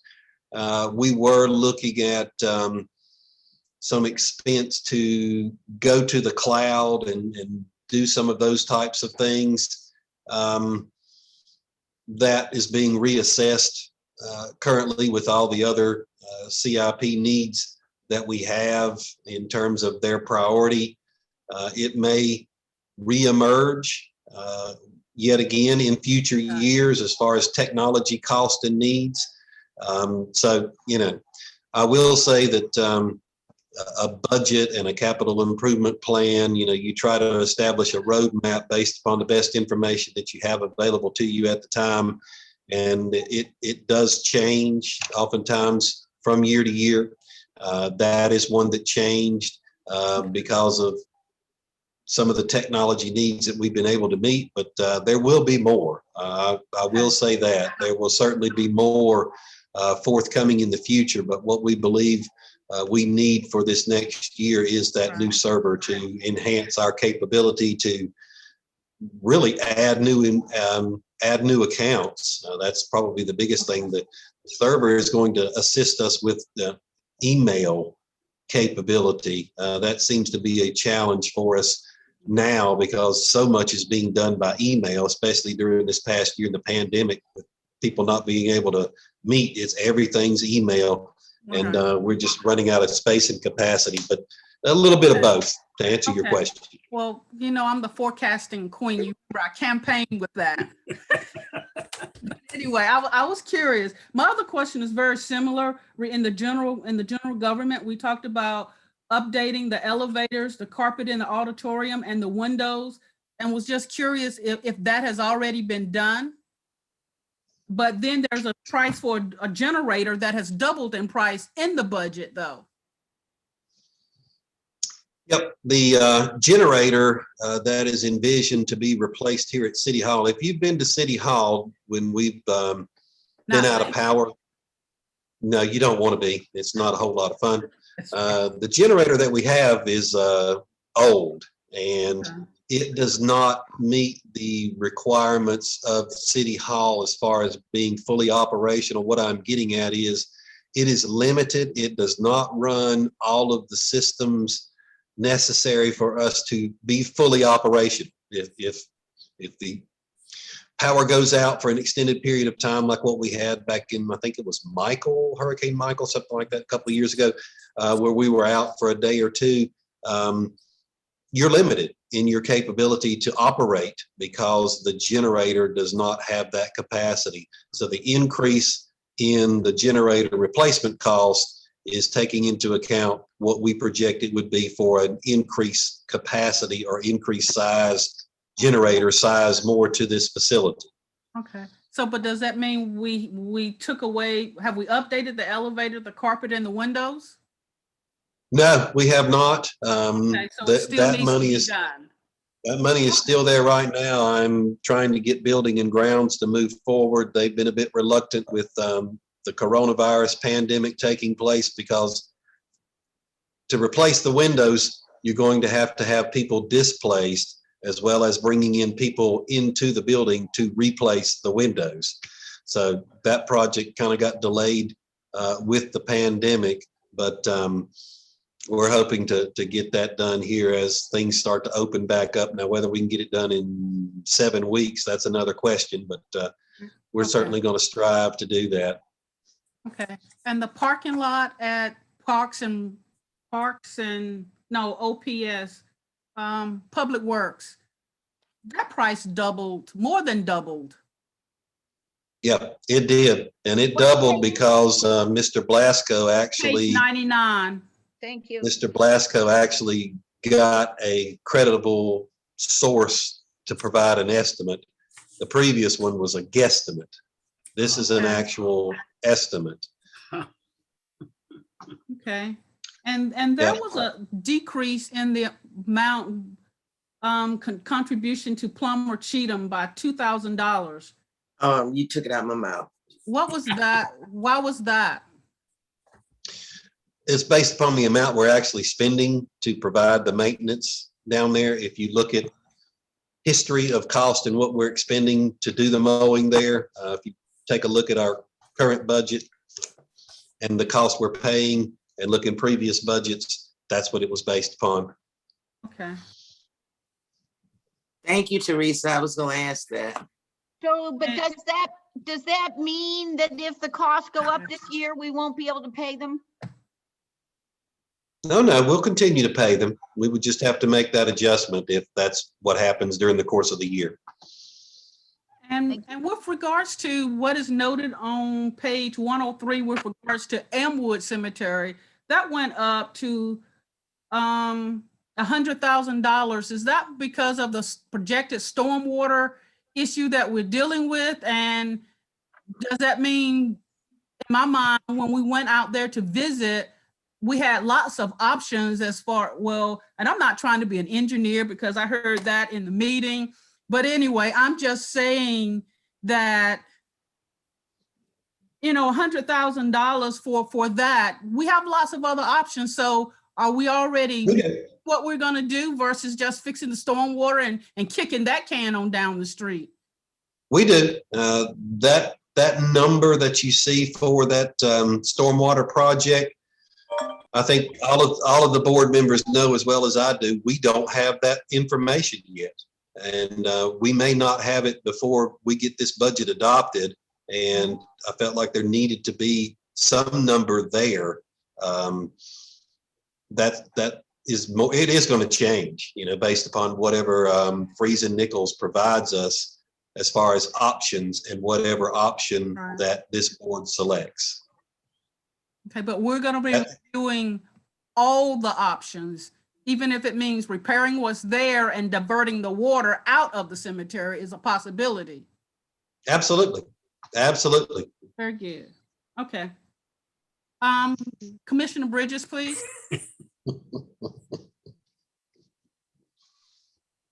Look, I know we've had a long meeting and, you know, I just have to respond to some things that I hear. And, you know, Danny is very good at sort of making comments and sort of leaving things up in the air. I mean, I think that's really a skill. However, I cannot let it go without some response because, you know, we are having in our highest budgeted department quite a bit of turnover, and that is in our police department. And I sort of sensed that there was a question about the leadership in the police department. And I'm not just talking about the police chief alone, but you know, we have the police chief, and then of course we had some captains who, you know, who are also in leadership at the police department, and one of which is retiring now. And Danny, throughout the comment, asked the folks that left why they left.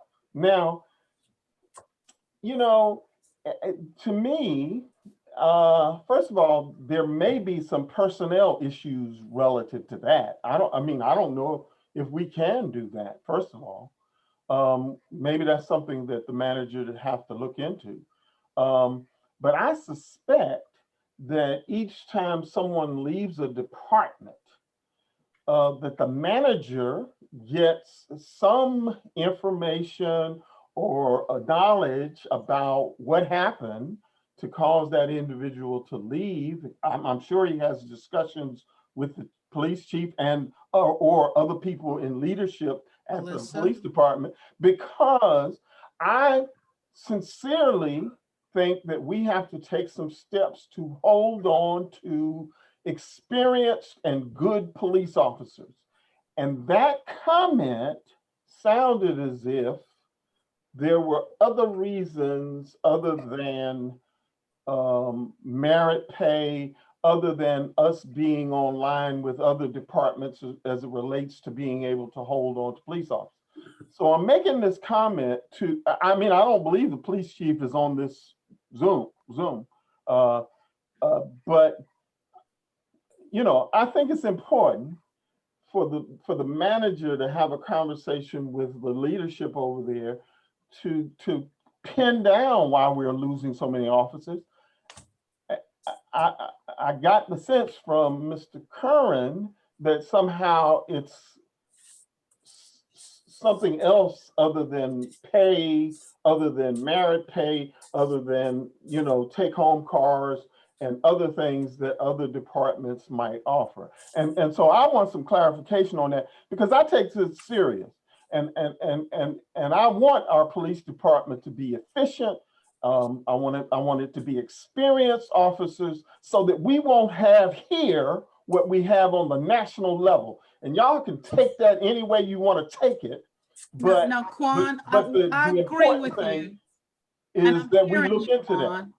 I'm hearing you, and I didn't like the idea of, or personally asking anybody anything like that. I mean, if Right, I don't think we can do that, but yeah, the point I'm trying to make is, if he made that comment that we needed to ask them, then what is that saying? What is that saying? Yeah, I agree. It I was, said, if you want to know, start Yeah. at the top, and you got 15 people, ask them. If you really want to know. If you don't want to, don't ask them. well, If you but I really would want to think know. that Melissa and uh, Alan would be the people talking to us about, you know, maybe not them personally, but about issues that are having a negative impact on our community. Because I can't fathom going to someone asking them a personal question such as that and getting Okay, a positive response. okay. And if they would like to share it, you know, then they all have all of our numbers. I mean, we are accessible to them, but I think it should be handled in a different way if we do have those type issues. Okay, that's fine. Teresa, can I, Yes. as chair of personnel committee, I have not been contacted by anyone pertaining to a situation that they felt merited a personnel committee meeting based on the factor of the police turnover. Grant you, we had quite a number, but I personally feel that a lot of those issues were personal, not personnel. Personal.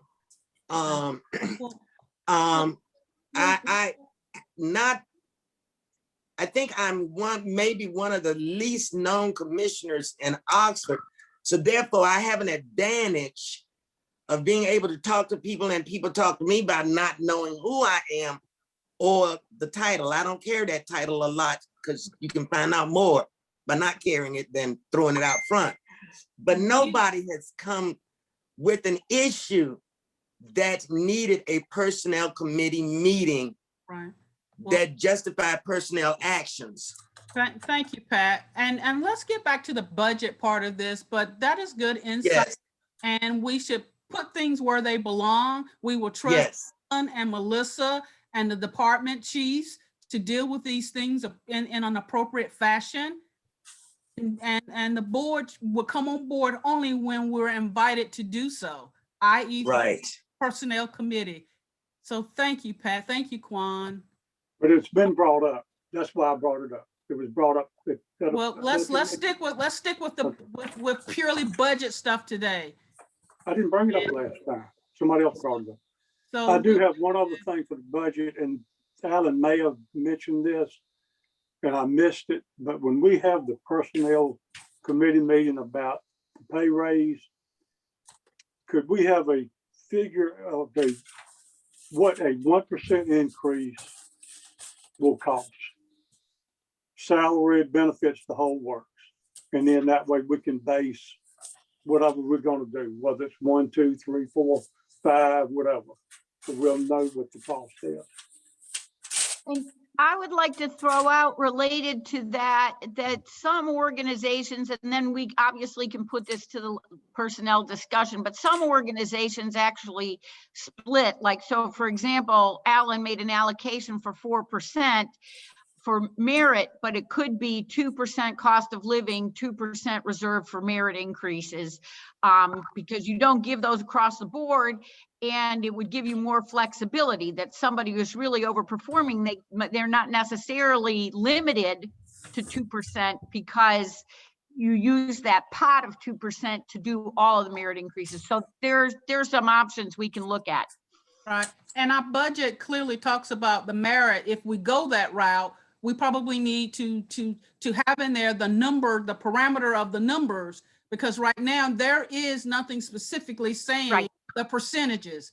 So all of that should be added if that's the route we're going with regard to this budget, and merit will be written into it. Absolutely. I do have a question, but I don't need to ask it until everybody else is done with theirs. Go ahead, Jackie. Alan's back. I was like, I am just wondering, I know last year it wasn't in the budget. I have not had a chance, as Commissioner Gilreath has. She's already poured through her budget and compared it to last year, and she's very alert to all these things. I've not had a chance to do this, so I hope we're going to have another meeting. But in the meantime, I do remember that the year before last, there was a placeholder for capital improvements related to the downtown master plan. And then that was pulled out of the capital improvement plan. It was actually scheduled for this coming fiscal year, I think 22, 23, and that was pulled out. And then we have these discussions as such as were raised by Thomas Blaine, and others have raised them, that we've got this master plan and why aren't we moving forward on it?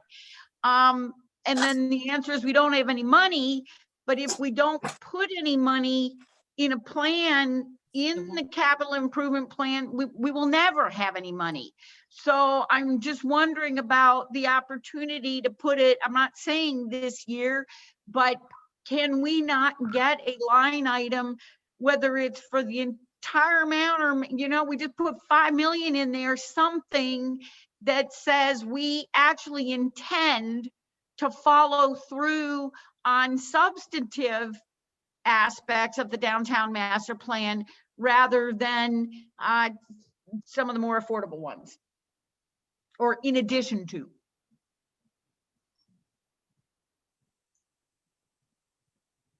Alan, I think she was directing that.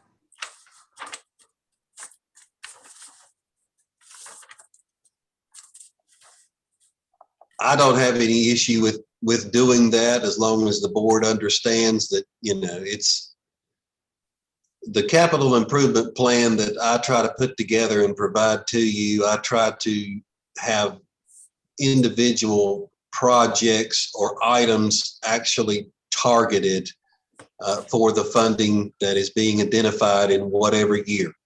As far as the downtown master plan, there are a number of components of that master plan that if you go back and review it, that had, differing price tags associated with it. I've forgotten how much it was going to cost to underground. I've forgotten how much, was looked at as far as the expansion of sidewalks, how much was for this, how much was for that pocket park project. So, for me as the budget officer, it's helpful to know where we're going and what we are targeting. So if the next component of the downtown master plan to be targeted is undergrounding, the electrical lines, then, we start earmarking funds to do that. If it is to widen the sidewalks, then what is that number, and start earmarking funds towards it. I just have a bit of a, I don't know, I'm not, like, again, it's almost 4 o'clock and I need to go to the bathroom, but, just,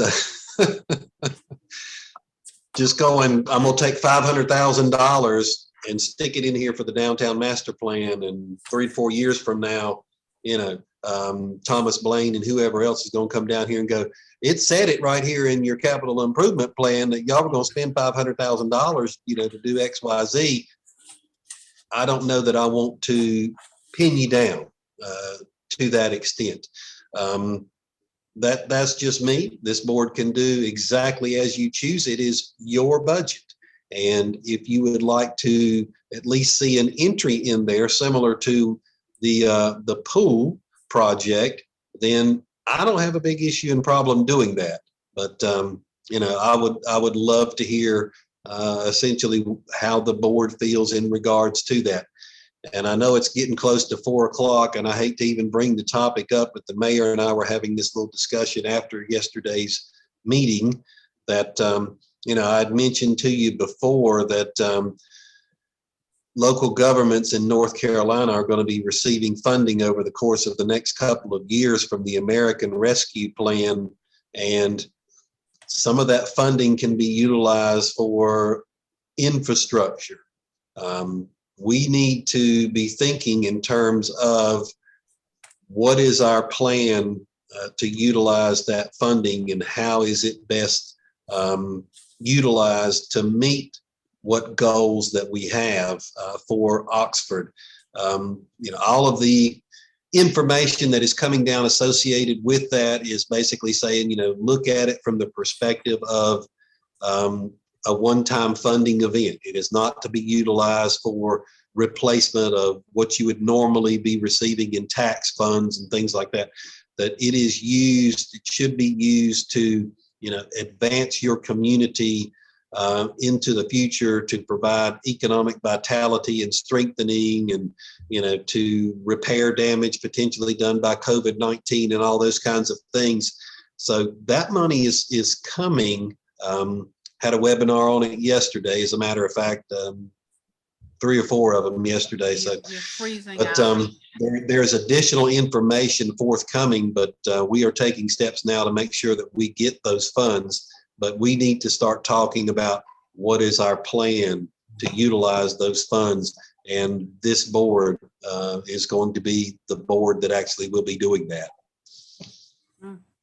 Sounds like. So I guess what I'm getting at is that, one component of that could be, widening sidewalks or, something along those lines. That is infrastructure. Depends on how you want to use it. Okay, any other questions from Quan, Danny, committee members? Any of the other commissioners? Okay, does that mean everyone's questions have been answered? Many of them. Okay, Madam Chairman, I will say again that if there are questions that continue or arise as a result of this, please give me a call. We'll be glad to answer that. And for Commissioner Fields, I will be in touch with you regarding the scheduling of a personnel committee meeting where we can actually sit down and talk about staffing and employee compensation for the proposed budget and figuring out what we want to do. And we'll set a date and time for that and get that information out to all the members of the board and hash that one out and take care of the budget in regards to how that is to be reflected in it. I do want to say thank you to all of you. I know it's been a long meeting and a necessary one, especially as far as getting the information from Raf Tellis. I think that's very revealing. So as soon as she provides me with those slides from today's presentation, I'll get those out to you. And again, thank you. And thank you to the chairman for conducting the meeting, and appreciate everyone's indulgence in this. But, like we were talking about last night, the budget is our roadmap. I mean, that's what plans out the next year, and in many cases, years beyond that. So, it pays to do a good job and be thoughtful in the process. And that's what you guys are doing, and I appreciate it. Alan, Hawk, all the department heads and stuff, you guys are making this easier for us as commissioners to understand what we need to know and just being available to us to answer these type of questions. I mean, by doing this, I'm learning so much personally, and I really, really want to just thank each one of you that I've had my personal tutorial sessions with, because it has made this process so much easier. So thank you for the jobs that you guys do day in and day out, and know that we rely on each one of you because of your level of expertise. It's not our level of expertise, it's your level of expertise that's leading this. And so we're going to be this wonderful team when it's all said and done, that Oxford is going to be the envy of North Carolina. How about that? Teresa, I like the sound of that. Yeah. I want to thank everybody that had a hand in the Appreciation Day preparations today and providing us lunch prior to this long, extensive meeting that eliminated us from trying to jump up and grab a sandwich or whatever. So thank you for the luncheon and for the meeting. Yep. I only saw you nod off one time, so. One you did time. good. All righty. Well, thank you. And if anyone has any questions, please feel free to reach out. And I just want to make one additional comment. I promise I'm finished. I just want to say, this was Employee Appreciation Day, and I got to the luncheon from, towards the end, because I actually was over at Hicksville in the rain, sitting under the thing for a while. So I didn't get the memo that it had been changed. But in any event, I got over there and I did not get a chance to just say to each of the employees how much I appreciate. I said it to some, but how much we appreciate the work they do. And if there are any on this call, I just want to say to you that I do appreciate the work you do. We got a tough job as commissioners, but you have, really a tough job dealing with the public and trying to satisfy the community in terms of the services that the city provides. And I want to thank y'all for that. Thank you. Yeah, job well done. All right. Great meeting. Thank you. Thank you. Have a good day. Thank you, everybody. Thank you, everyone. Bye. Y'all take care.